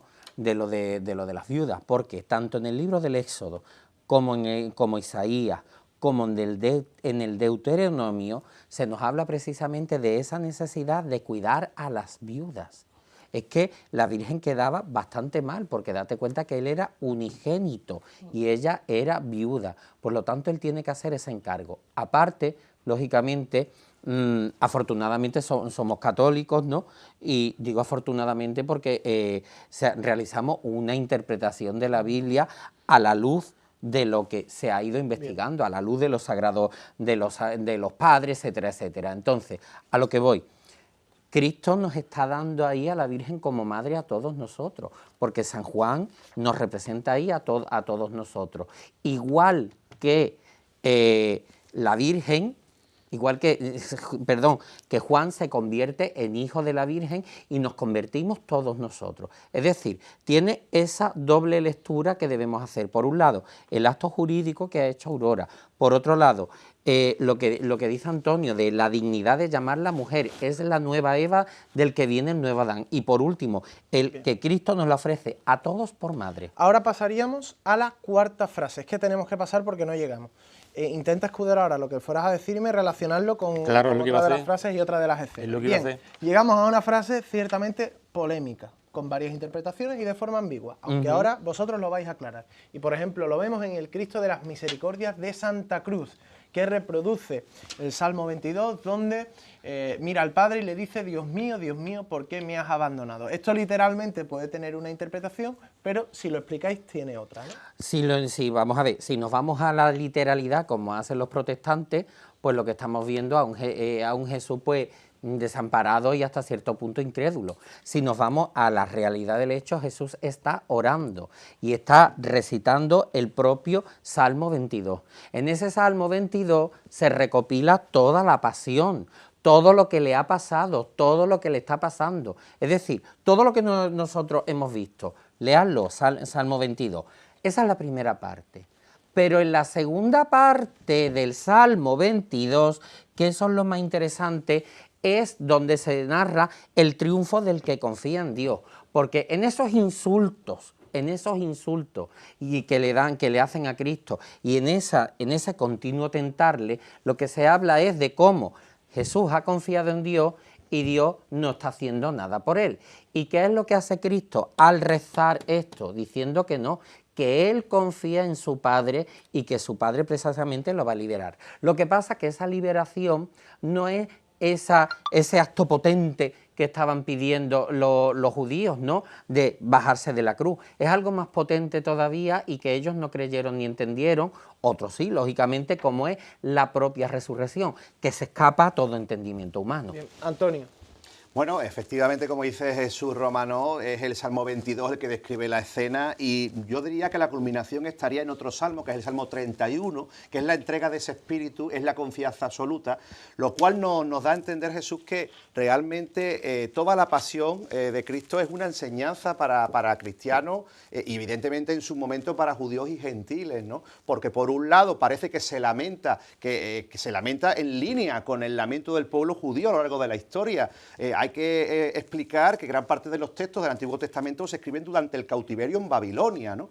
Tenemos a profetas como Jeremías, por ejemplo, que se lamentaban continuamente. Pero ese final es el final feliz de la historia, ¿no? Ese final que va a desembocar en la resurrección y que es ese encomiendo en ti mi espíritu. Bien, tenemos que pasar a la quinta frase. Tengo sed con el crucificado de Nervión, Escudero. Bien, yo voy a utilizar esto de la siguiente manera. Es una prueba fehaciente de que Cristo fue crucificado en una forma baja. ¿De una forma qué? Una cruz baja. Ah, baja. Los pies a unos 30 centímetros del suelo. ¿Por qué? Porque se le ofrece vinagre y hiel con una rama de hisopo. Y resulta que las ramas de hisopo tienen entre 30 y 50 centímetros. Entonces no podía haber sido una crucifixión alta, porque nunca con una rama de hisopo le hubieran podido llegar la esponja con con el brebaje este, ¿no? Y por otro lado quería comentaros que es increíble la cantidad de enseñanzas que imparte Jesús en la cruz en un momento de un sufrimiento extraordinario. Exacto. Porque esto, señores, el crucificado, Jesús, está clavado por los talones a los lados de la cruz, en cuclillas, y se está asfixiando continuamente. Para evitar la asfixia, porque cuando la persona se queda en esa postura, los músculos respiratorios, los intercostales, se quedan fijados en la inspiración. Entonces no se puede echar el aire fuera. Entonces se asfixian, sube el anhídrido carbónico y se asfixian. Entonces, para no asfixiarse, tienen que incorporarse en la cruz y ponerse de pie, para poder echar el aire y volver a coger aire. Eso imaginado, con clavos en los brazos, con clavos horrorosos, si a eso le añadí que la espalda está hecha carne viva por la flagelación, pues es tremendo el sufrimiento y tremendo la capacidad de Jesús de impartir enseñanza en un momento tan trágico. ¿Tú vas a hablar de las copas ahora? Yo voy a hablar voy a hablar de las copas, pero antes tengo que hablar del Tengo Sed. Ah, perfecto. Tengo que hablar del Tengo Sed. Vamos a ver. Cuando se habla del Tengo Sed, en primer lugar, tenemos que hablar de las profecías, ¿no? Del Salmo de 69, cuando dice, en la sed me dieron vinagre, de Isaías, esperaba que dieran uva y me produjo frutos agraces, y el Salmo 22, tengo la boca seca como una teja, se me pega la lengua al paladar. Pero es bastante interesante que la respuesta te la va a dar Jesús a esta historia en el Evangelio de la Samaritana. Fíjate, en el Evangelio de la Samaritana ocurre a la hora sexta, a la misma hora en la cual han crucificado a Jesús. Jesús pide de beber. ¿A quién le está pidiendo de beber Jesús? A la samaritana, a alguien con el cual los judíos no tienen ningún tipo de relación o procuraban no tenerla. Eso en primer lugar. En segundo lugar, siempre se ha interpretado ese tengo sed no solo como el hecho físico, ¿no?, sino como la sed que tiene Cristo de todas las almas y del mundo entero. De hecho, vuelvo a decirlo, en el momento que los judíos dicen que no hay más rey del César, dejan de ser el pueblo de Dios y somos ya absolutamente todo. Es más, fíjate lo interesante que es el hecho de cómo Jesús va a estar con los samaritanos, va a predicarle el Evangelio, pero hay una frase bastante interesante que es la siguiente. Jesús estaba con la samaritana y no estaban todavía los discípulos porque habían ido a comer. Hablamos de necesidades biológicas. Y cuando vuelve dice lo siguiente, los discípulos dicen que coma. Y dice, mi comida es que se haga la voluntad del que me envió y que acabe su obra, que es lo que va a pasar inmediatamente. ¿Cómo acaba la obra? Pues me voy a ir a lo que nuestro amigo Pablo Borrallo tan magníficamente explicó aquí. Tenemos que tener en cuenta, aquí tengo yo mi cuaderno en el cual está absolutamente esto es un papiro todo. del siglo XV. Esto Está leyendo, es un papiro original, ¿eh? Aquí está. Tenemos que tener en cuenta la dimensión pascual de todo lo que está ocurriendo, ¿no? Entonces, esto nos lo cuenta Pablo Borrallo, yo lo voy a repetir y es lo siguiente. En primer lugar, 1. Hay una serie de copas que se tomaban durante la ceremonia pascual, ¿no? La primera es la de la bendición, que se llama Kiddush, ¿no?, que Jesús toma, la bendice y la manda a compartir con los apóstoles. La segunda es al inicio de la liturgia, entre el padre, que es la que se hace los judíos, entre el padre y el niño, en la cual se cuenta todo, ¿no? En la última cena, esa copa es la Eucaristía. La tercera copa es la que se toma tras la cena. ¿Cuál es la cuarta copa? La cuarta copa es precisamente esta que va a tomar, es decir, cuando le dan esa hiel y vinagre. ¿Por qué? Porque a continuación Jesús dice otra cosa, todo se ha cumplido. Cuando termina la Pascua, los judíos, ¿qué es lo que dicen? Todo se ha cumplido. Lo mismo que va a decir inmediatamente Jesús. Y ya después dice, Padre, en tus manos encomiendo mi espíritu y muere. Y una cosa, Curro, tú que siempre nos preguntas por las horas en las que sucede Sí. todo esto, acaba de mencionar Jesús la hora sexta. La hora sexta... Las 12, ¿no? Claro, en el horario romano son las 12. Entre la hora sexta y la hora nona, o sea, entre las 12 y las 3, Que es cuando se muere. produce un fenómeno que no sabemos si es un eclipse lunar o es un eclipse solar. Es un fenómeno atmosférico que oscurece y deja en tinieblas, fíjate la Sí. hora, entre las 12 y las 3, que son las horas de pleno sol.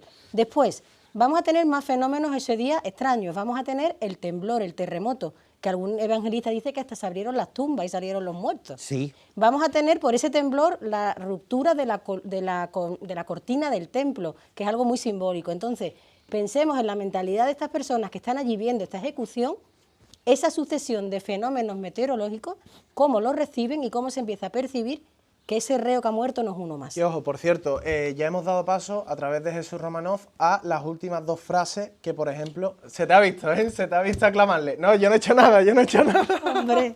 Pero vamos, que es para aclamarle, eso está Hombre. claro. Y si es con potencia y corona de espinas, más Lo todavía. que yo los quiero ahí a su madre. A lo que iba. Vamos a ver, entramos ya en las últimas dos frases.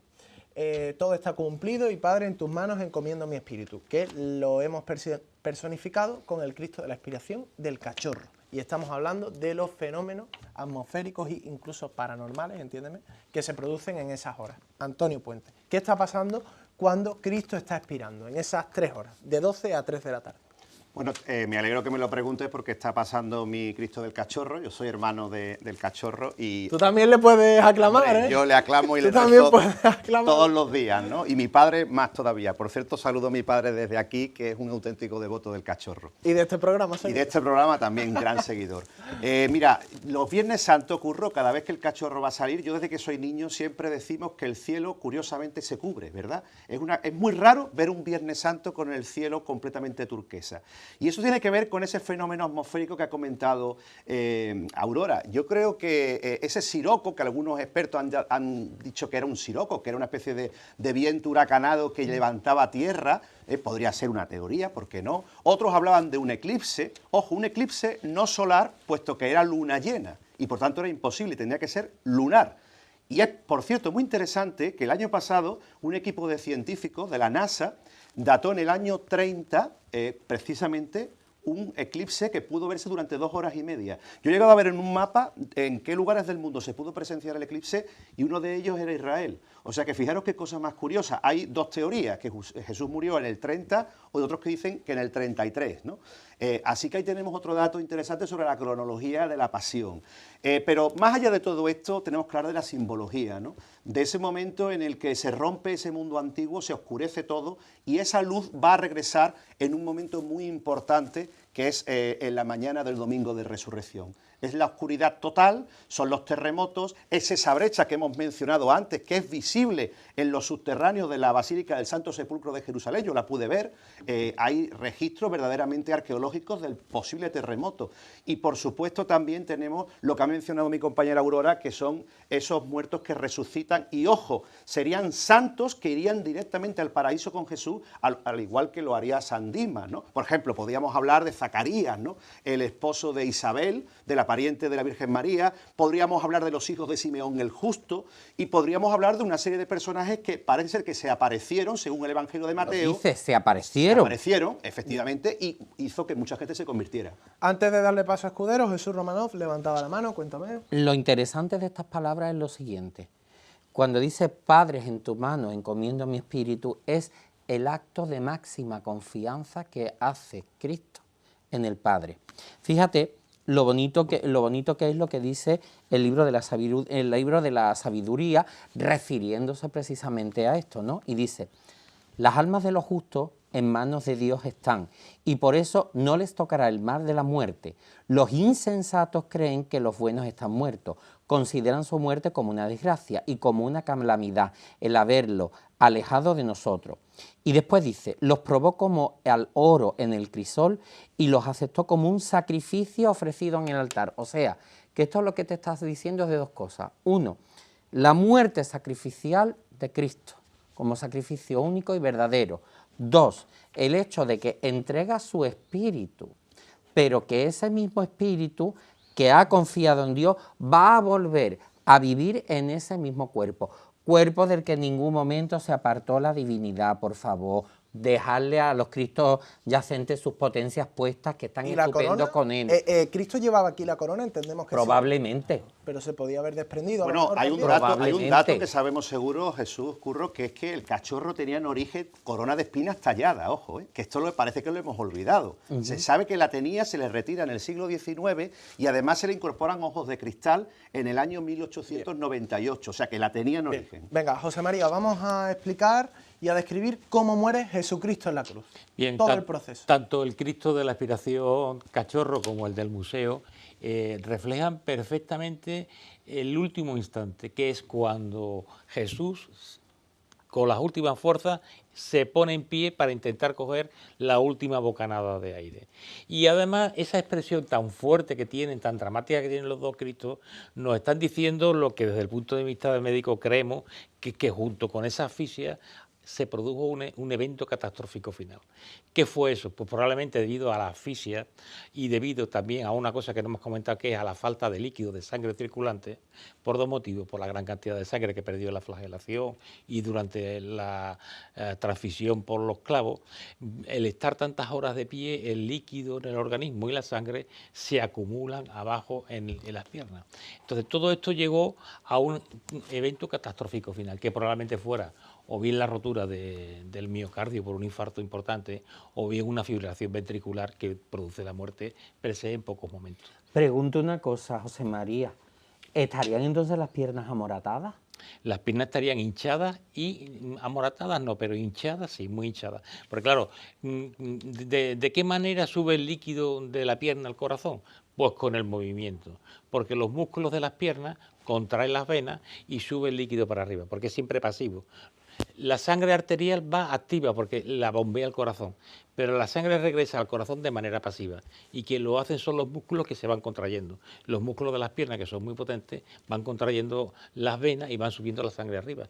Si tú te llevas 3 horas colgado en un sitio donde apenas puedes moverte, la sangre se va quedando abajo, ¿vale? Entonces, shock hipovolémico, es decir, falta de sangre circulante. Asfixia, que es el mecanismo per se por el que los crucificados mueren, por asfixia. Este último momento es cuando ya intenta coger la última boca, echar el aire que queda, porque se quedan con el aire retenido, echar el aire e intentar coger una bocanada.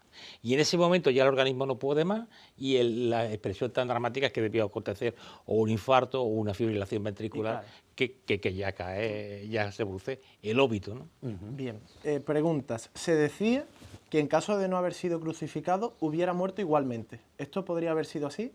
No entiendo la pregunta. Me explico, con las torturas, los latigazos, los puñetazos, los palazos, la corona de espinas. Es algo que se comenta, que no sabemos si... Hombre, pues mira, te podría voy haber a provocado decir... incluso el camino al Calvario. Vamos a ver. En una época en que no había antibióticos y todas estas heridas se infectan, pues hubiera muerto, pues sí, pero hubiera muerto en cuestión de días, no sabemos de cuántos días, pero en bastantes días. Hubiera hecho una erisipela, una infección por la piel, después hubiera hecho una infección generalizada en la sangre, en fin, pero esto hubiera durado días, esto no hubiera sido de la noche a la mañana. Una cosa que sí quiero decir, que antes no me ha dado tiempo de decirla, es que Cristo fue crucificado para que tuviera una agonía larga en la cruz, porque es cuando se crucifican con los brazos extendidos, ¿vale? Cuando los romanos querían acabar rápidamente el suplicio, lo crucificaban con los brazos hacia arriba. Con los brazos hacia arriba solamente dura una persona 8 minutos. Y esto está comprobado. En Auschwitz hicieron crucifixiones con los brazos hacia arriba y los prisioneros duraban 8 minutos. Por eso quiero decir que aunque el invento lo tomaron de los cartagineses en la guerra contra Aníbal, ellos fueron los que lo perfeccionaron. Por eso ellos se quedaron sorprendidos que entre 3 y 6 horas apenas durara Cristo. Esto estaba pensado para que Cristo se llevara agonizando en la cruz días. Lo que pasa es que falló. Bueno, falló y un dolor extremo, evidentemente. Claro. Un dolor extremo, evidentemente. Un dolor extremo, claro está. Tú ten en cuenta que tú cada vez que te intentas subir hacia arriba para respirar, te estás tirando de los clavos, de los calcáneos, y después toda esa piel despellejada que roza tremendamente contra el palo de... Y ahora, ¿cuál es la postura, la posición de Cristo una vez ha muerto? Corporalmente, ¿cómo se nos presentaría? En cuclilla, en cuclilla. Cristo está en la cruz en cuclilla y solamente queda en pie cada vez que se levanta a coger una bocanada de aire. Es decir, no está recto como aquí en la lanzada, ¿no? Yo he traído una... Sí, en postproducción aparece. El Cristo está con los brazos extendidos, caído, la cabeza caída y abierto, perdón la palabra, abierto de piernas en el sentido de que las piernas se abren hacia los lados y quedan cuclillas. Es decir, pero que esta frontalidad, esta rectitud, este hieratismo se pierde. Eso se pierde. No, y además no ha existido en ningún momento durante la... ¿Por qué se representa así al crucificado? Vamos a ver, se representa así porque la otra manera es algo que no es plástico ni piadoso, ¿me entiendes? Porque es que lo que estamos hablando no es una cosa simbólica, es una ejecución brutal, tremebunda, donde todo está pensado para que el reo sufra muchísimo y además no solamente sufra desde el punto físico, que lo hace, sino desde el punto de vista moral. Se le abren las piernas incluso. Mira, en Rota Queda como si tú te pusieras en cuclillas, pero con las piernas abiertas hacia los lados. Sí. En Rota hay un Cristo, que es el Cristo del Molino, que reproduce bastante bien esto. Esto, ¿no? Que está, yo los recomiendo bastante que lo veáis, está en Rota, es el Cristo del Molino, ¿no?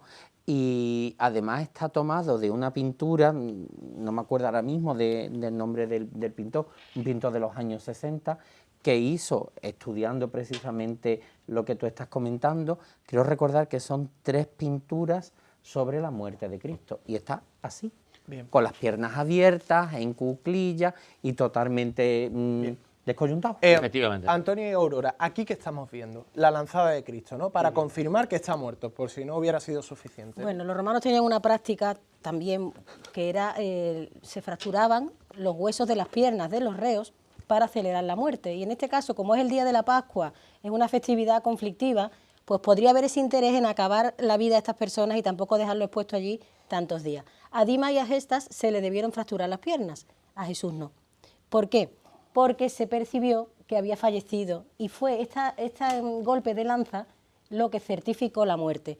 La lanza le perfora el costado, brota sangre y agua, que ahora José María podría explicar, sí, bueno, cuando llega al pericardio ese agua de donde brota, la sangre es evidente, y con esa comprobación, pues a Pilato ya se le va a certificar la muerte, porque es lo que él ha dicho.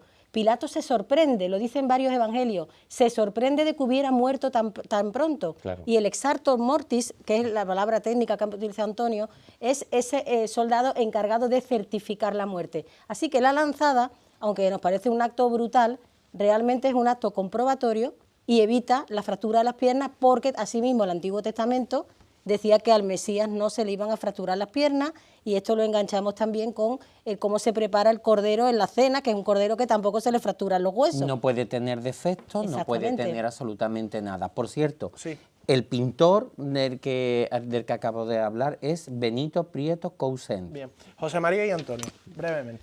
Realmente, vamos a decirlo así, perdonad la expresión, a los romanos se les aguó la fiesta. Quiero decir, ellos pensaban que aquello iba a durar un día y medio, y de pronto Cristo entre 3 y 6 horas fallece. ¿Qué hacen con los otros 2? Pues que hacen partirle las piernas. ¿Por qué se les parte las piernas? Porque en el momento que tú le partes las piernas, la persona no puede incorporarse a respirar. Entonces lo que hace es que queda permanentemente abajo con el tórax lleno de aire y muere de asfixia rápidamente. A Cristo, como ya supone que ha muerto, se le da el golpe de gracia, que se hacía con un pilum, o sea, con una lanza, un pilum, sí, o bien con la espada. Esto también viene a confirmarnos que Cristo murió en una posición baja, porque el pilum tiene 1,5 metros, 1,80 m. Entonces, dar un golpe con una lanza que te llega al costado... ¿Y sobre un caballo? No, sobre un caballo no se dio, se dio a pie. Bien. A pie. Y otra cosa, el golpe siempre ha habido mucha polémica, que si debió ser en el lado izquierdo porque estaba el corazón está más pegado a la izquierda que a la derecha. El golpe se hizo en el lado derecho por un motivo primero, que es que en la antigüedad el órgano más importante era el hígado.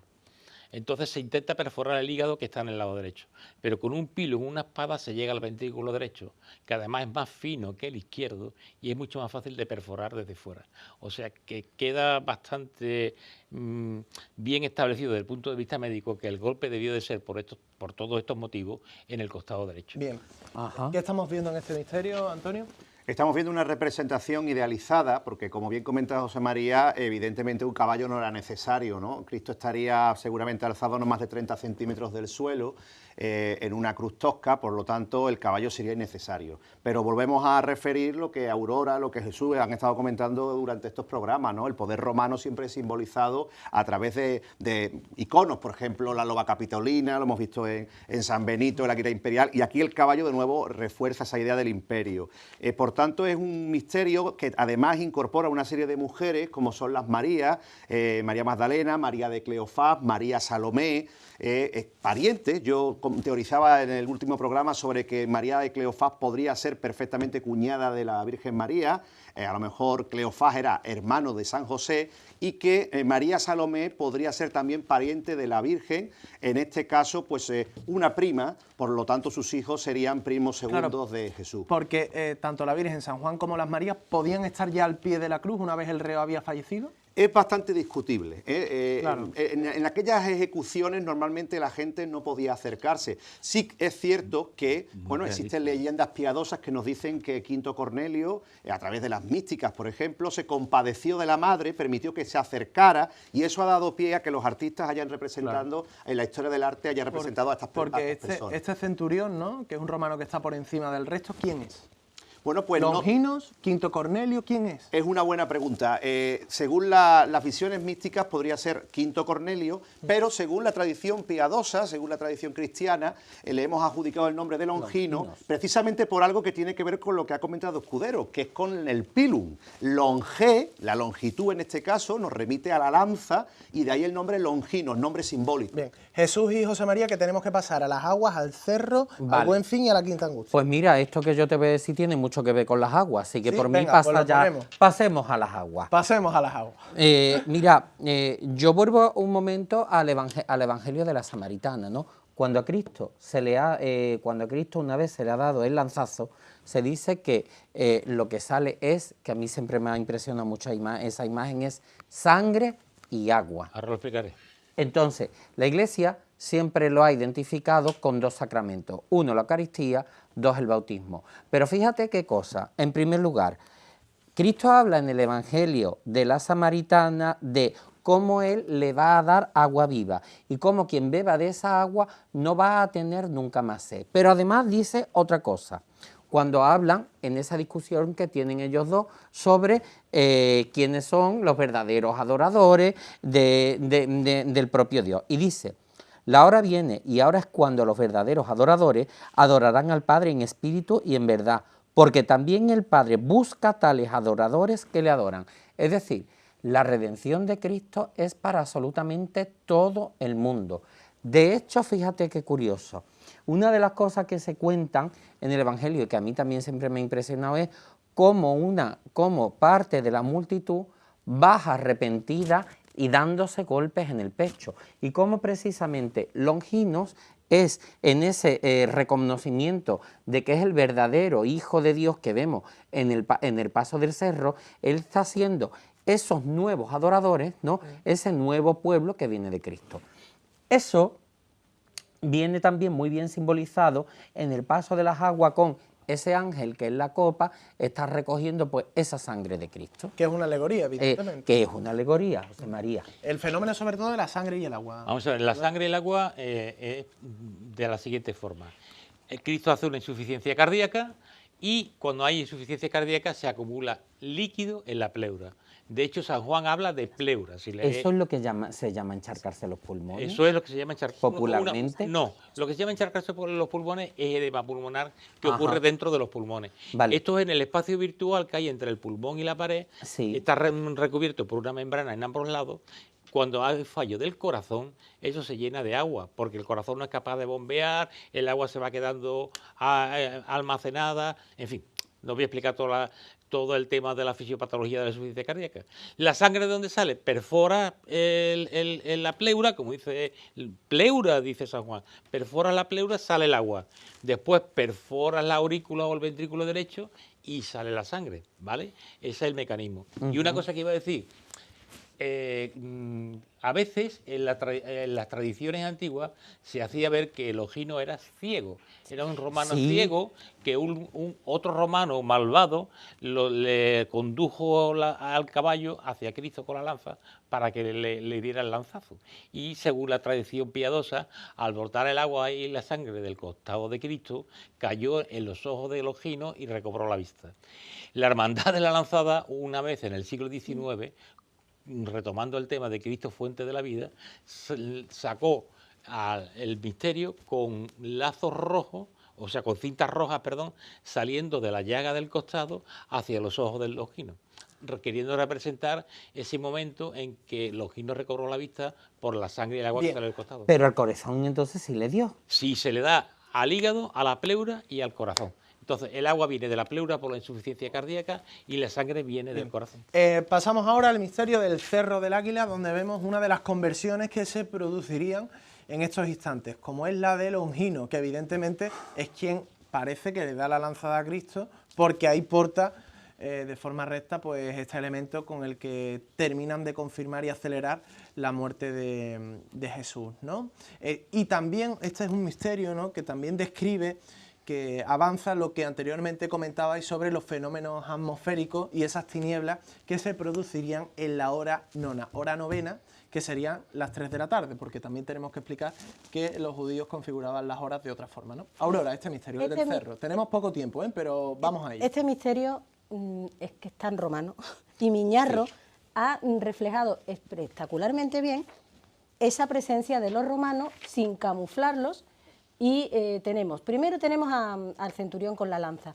En Longinos, sobre esto siempre hay muchas interpretaciones, porque incluso las propias místicas hablan del capitán Abenadar, otros le llaman Cornelio, otros le llaman Cayo Casio, otros le llaman Longinos. El caso es que aquí vemos el momento de la conversión por esos fenómenos que son, por un lado, las tinieblas, por otro, el terremoto, y por otro, a consecuencia del terremoto, la ruptura de la cortina del templo. ¿Esto por qué es tan simbólico? La cortina del templo tiene de altura como 20 metros, pero es que de ancho tiene de grosor como 5. La cortina del templo separa lo que es el Sancta Sanctorum, un lugar donde solo entra el sumo sacerdote. Si se rasga esa cortina, eso causa un efecto psicológico y simbólico brutal. Y además se quiere relacionar con que es un nuevo tiempo en el que, digamos, que Dios deja de estar secuestrado por los sumos sacerdotes y se abre un nuevo tiempo en el que se abre también la divinidad a todo el mundo. Eso es el valor simbólico de la ruptura. Pero para la gente en aquel momento representó miedo, un espanto, y este centurión dice aquello de verdaderamente este hombre era hijo de Dios.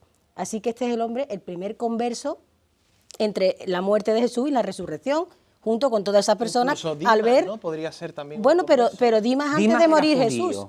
Ah, vale, aparte, claro, Dimas claro. era judío. Pero Bien. Dimas es antes de morir Jesús, Bien. pero aquí ya Jesús Vale, muerto. a partir de la muerte. Vale. Y después tenemos al resto de las personas. A mí me gusta mucho cómo Miñarro, que ha utilizado rostros del natural, y además son periodistas, amigos suyos, son personas de su entorno, a los que le ha puesto una fisonomía donde tenemos todas las posturas que se pueden tomar hasta este fenómeno. Tenemos la persona conversa.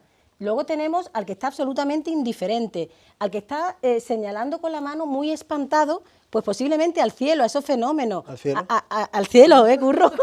Y luego tenemos otro centurión más joven, pues no, que no está viendo muy bien, y otro está como sorprendido de ver al que es su jefe, al centurión, en esa postura, porque es que la postura, el pie hacia atrás, que casi se sale del canasto, es que todo esto es muy simbólico de cómo ese hombre está realmente deslumbrado ante una serie de fenómenos y ante la muerte de Jesús en una mentalidad romana que es algo que le supera. Entonces creo que es un misterio muy romano, las vestiduras son impresionantes. Si vemos las distintas corazas que ha hecho Miñarro, los tipos de corazas que son como escamas, otras que son que representan los pectorales, el subarmali, que incluso es lo que va debajo ese de la coraza.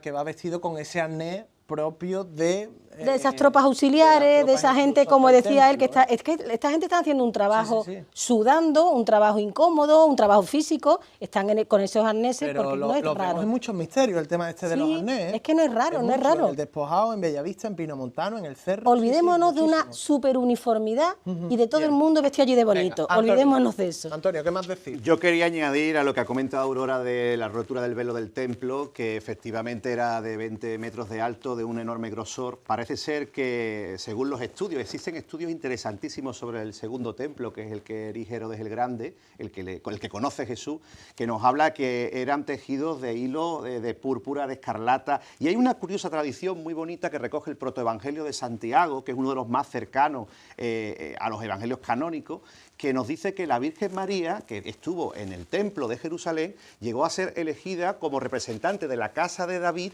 para ser una de las 82 doncellas que participaron en la elaboración de ese velo. Fijaros qué cosa más bonita, cómo enlaza perfectamente esa rotura del velo y esa nueva alianza que comienza con la muerte de Jesús. Antonio, también las horas, ¿verdad? Que tenían pues otro significado y sobre todo otro orden para los judíos y romanos, entiendo, en aquel momento, ¿no? Sí, en este caso la hora sería... nona, la hora novena, que en este caso era la 15, no la 9, y luego antes habíais hablado de otra que era la La hora sexta, que eran las 12 del mediodía. Sí. ¿Cómo contaban ellos la hora? Bueno, en este caso pues eran unas horas distintas, ojo, no solamente las horas romanas, es que los judíos contaban las horas de otro modo. A nosotros nos ha llegado, digamos, ese horario universal que crean con el Imperio Romano. ¿Podemos pasar ya al siguiente misterio? ¿Hay algo más que comentar? Es que tenemos 5 minutos. No. Bien, pasamos al nuevo misterio de Darío Fernández para la Hermandad del Buen Fin. Jesús Romanov, ¿qué se está viendo aquí? Sobre todo con la especial participación de José de Arimatea, ¿verdad? Hombre, ¿Quién acelera el entierro de Cristo y consigue la tumba? Porque si no lo hubieran tirado a una fosa, como la mayoría de reos. Evidentemente, este misterio es bastante interesante por eso mismo que tú estás diciendo. Es decir, José de Arimatea llega con el permiso que le ha dado Pilato, que es la autoridad romana, ¿vale? Y es el que puede decir: este cuerpo se le puede dar a esta persona para ser enterrado. Por eso tiene tantísima importancia este misterio, porque si no, como tú has dicho, hubiera acabado en cualquier sitio o destrozado por las alimañas o vete a saber. De hecho, de ahí como que encontremos a el propio José de Arimatea con el permiso, el romano que lo está recogiendo y todos esos preparativos que se hacen para bajarlo de la cruz. Antonio. Tenemos ¿Quién fue José de Arimatea? Bueno, pues una escena interesante porque nos aporta ese personaje. José de Arimatea era un miembro del Sanedrín. El Sanedrín constaba de 71 personas, de las cuales 23 claramente podemos intuir que estaban contra Jesús. Y Arimatea sería un hombre rico de la región, hoy se entiende como la región de Ramala, donde está el centro hoy de poder de Palestina, por lo tanto lugar cercano a Jerusalén, y que en este caso pues aportaría, además de ese permiso, aportaría la escalera, aportaría el sepulcro nuevo, de nuevo para cumplir la profecía de que fue depositado sobre una tumba sin estrenar, y haría esas gestiones, bueno, pues de persona que junto a Nicodemo se encarga de bajar a Jesús de la cruz. Una labor, por cierto, bastante prosaica para un personaje tan eminente como podía ser José de Arimatea. Exactamente. ¿Escudero? El misterio, ya hemos hablado de una calidad artística soberbia. Sobre lo que aparece en pantalla. Efectivamente. Lo que ocurre, yo siempre digo lo mismo, es un anacronismo histórico. Si pensamos que Jesús estaba a 30 centímetros del suelo, de los pies, y que la cruz era una cruz en forma de T, pues, y que la habían subido entre 4, pues entre 4 lo descuelgan. Lo que hacen es quitarle los clavos de los talones, y una vez que es eso, hacen así, ¡pum!, y ya está descolgado. No hace falta ni escalera, ni sábana, ni nada de Que por esto. cierto, Jesús, en este monte, como en el del Cristo de las Almas de mi Hermandad de los Javieres, aparece una calavera. ¿Qué significa? Esa es la calavera de Adán. Vuelvo a lo mismo. Si por el primer hombre llega la muerte, por el nuevo hombre llega la vida. Entonces, en la iglesia del Santo Sepulcro, justo debajo de lo que es el Gólgota, hay una capilla. Esa capilla es la capilla de Adán y en la que se supone que está el sepulcro. Entonces, lo que está significando es, fijaros que siempre que lo veáis, eso en las pinturas de Giotto, en un montón, siempre aparece esa calavera que está manchada con la sangre de Cristo. ¿Por qué? Pues porque precisamente esa sangre es la redentora y esa muerte es la que acaba con la otra muerte. Bien, también aquí destaca el abrazo de María Magdalena a la cruz, ¿no? Es que es impresionante porque esa Magdalena desmayada, Sí. esa Magdalena transida de dolor, pues durante mucho tiempo tampoco ha sido muy representada y ahora Darío pues la ha recuperado. Entonces yo creo que vuelvo a darle, como dijimos en Montserrat, ese papel de apóstol de los apóstoles, de discípula Claro, realmente. que yo lo digo y lo dejo ahí. Que quien abraza la cruz no es María de Cleofás, ni María Salomé, ni San Juan, es María Magdalena. Por algo sería, ¿no? Y además hay un dato muy interesante, Curro, y es que es la multiplicidad de fuentes. ¿Qué significa? Que los 4 evangelistas indican que allí estaba la Magdalena. Exacto. Lo dicen los 4, no lo dicen de la Virgen María ni lo dicen de los otros personajes, lo dicen de Magdalena. Porque Magdalena ¿Y era- por qué tenía ese lugar tan privilegiado? Porque Es que hay muchas dudas sobre Magdalena esta figura. venía siguiéndole desde su tierra, desde toda la vida pública de Jesús. María Salomé y María Cleofás eran 2 amas de casa, 2 señoras más maduras de la familia de la Virgen que tenían otro papel. Ella es una mujer, desde luego, avanzada, es una mujer que posiblemente sea rica, que posiblemente también sea de las mujeres que están financiando toda esta vida pública de Jesús, como hemos dicho, Susana, Juana de Cusa, como otras, y es una mujer que de alguna forma está entendiendo el mensaje de Jesús y está al nivel de los discípulos. Y entonces aquí se le está dando ese sitio, como se le ha dado en muchas manifestaciones del arte y como hemos visto que se le ha dado en Montserrat. No es una María más, De si es lo que hecho- tú nos estás preguntando. No es una Claro. más. No De es una hecho, más. ojo, en Lucas 8:2 hay una cosa bastante interesante, como se dice que María Magdalena es exorcizada de 7 demonios por Jesús. O sea, que no es cualquiera, ahí también tiene es ese personaje, ¿no?, que ha tenido al demonio dentro, que Jesús lo ha liberado y que ahora va en pos de Jesús. Escudero, muy breve, que nos tenemos que ir. ya. Simplemente Oh. decir que Hombre. Darío lo que hace es recuperar con esta Magdalena la iconografía que hizo Juan de Mesa para el Cristo de la Buena Muerte, que es la Magdalena abrazada Bien. a la cruz. Es que, por cierto, En el Sagrario tenemos una. que Nicodemo también aparece en el misterio del Buen Fin, ¿no? Entiendo, ¿no?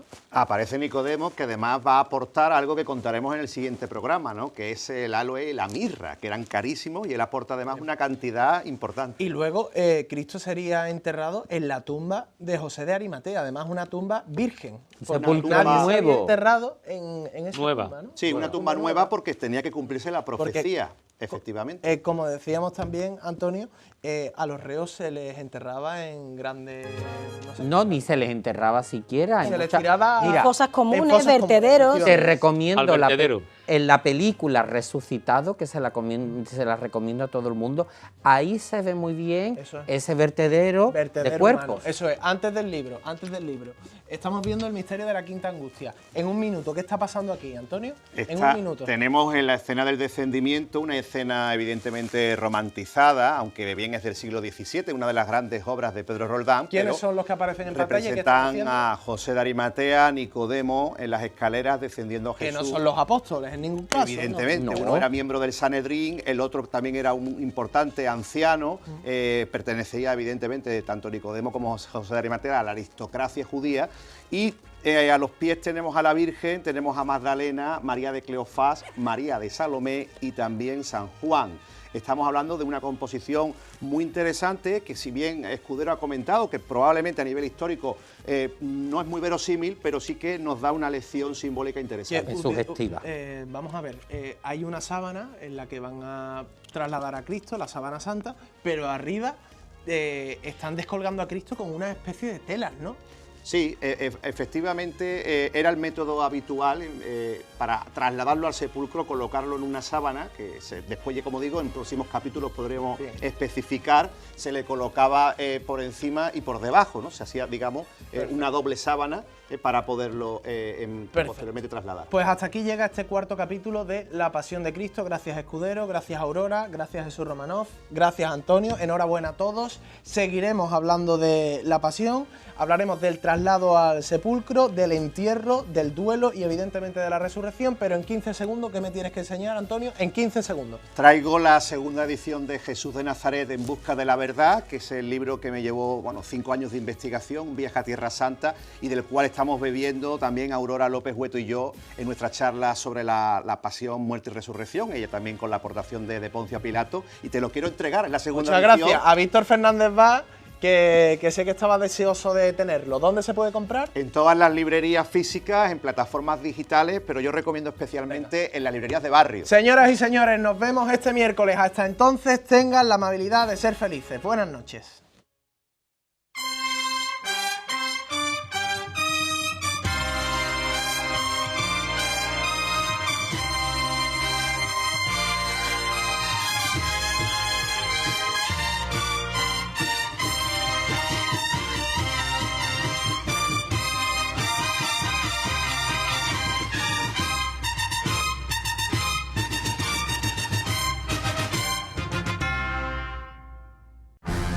Abatel, JMT Iluminación Artística, Visión Martínez y Anticimex, especialistas en control de plagas, patrocinan este programa.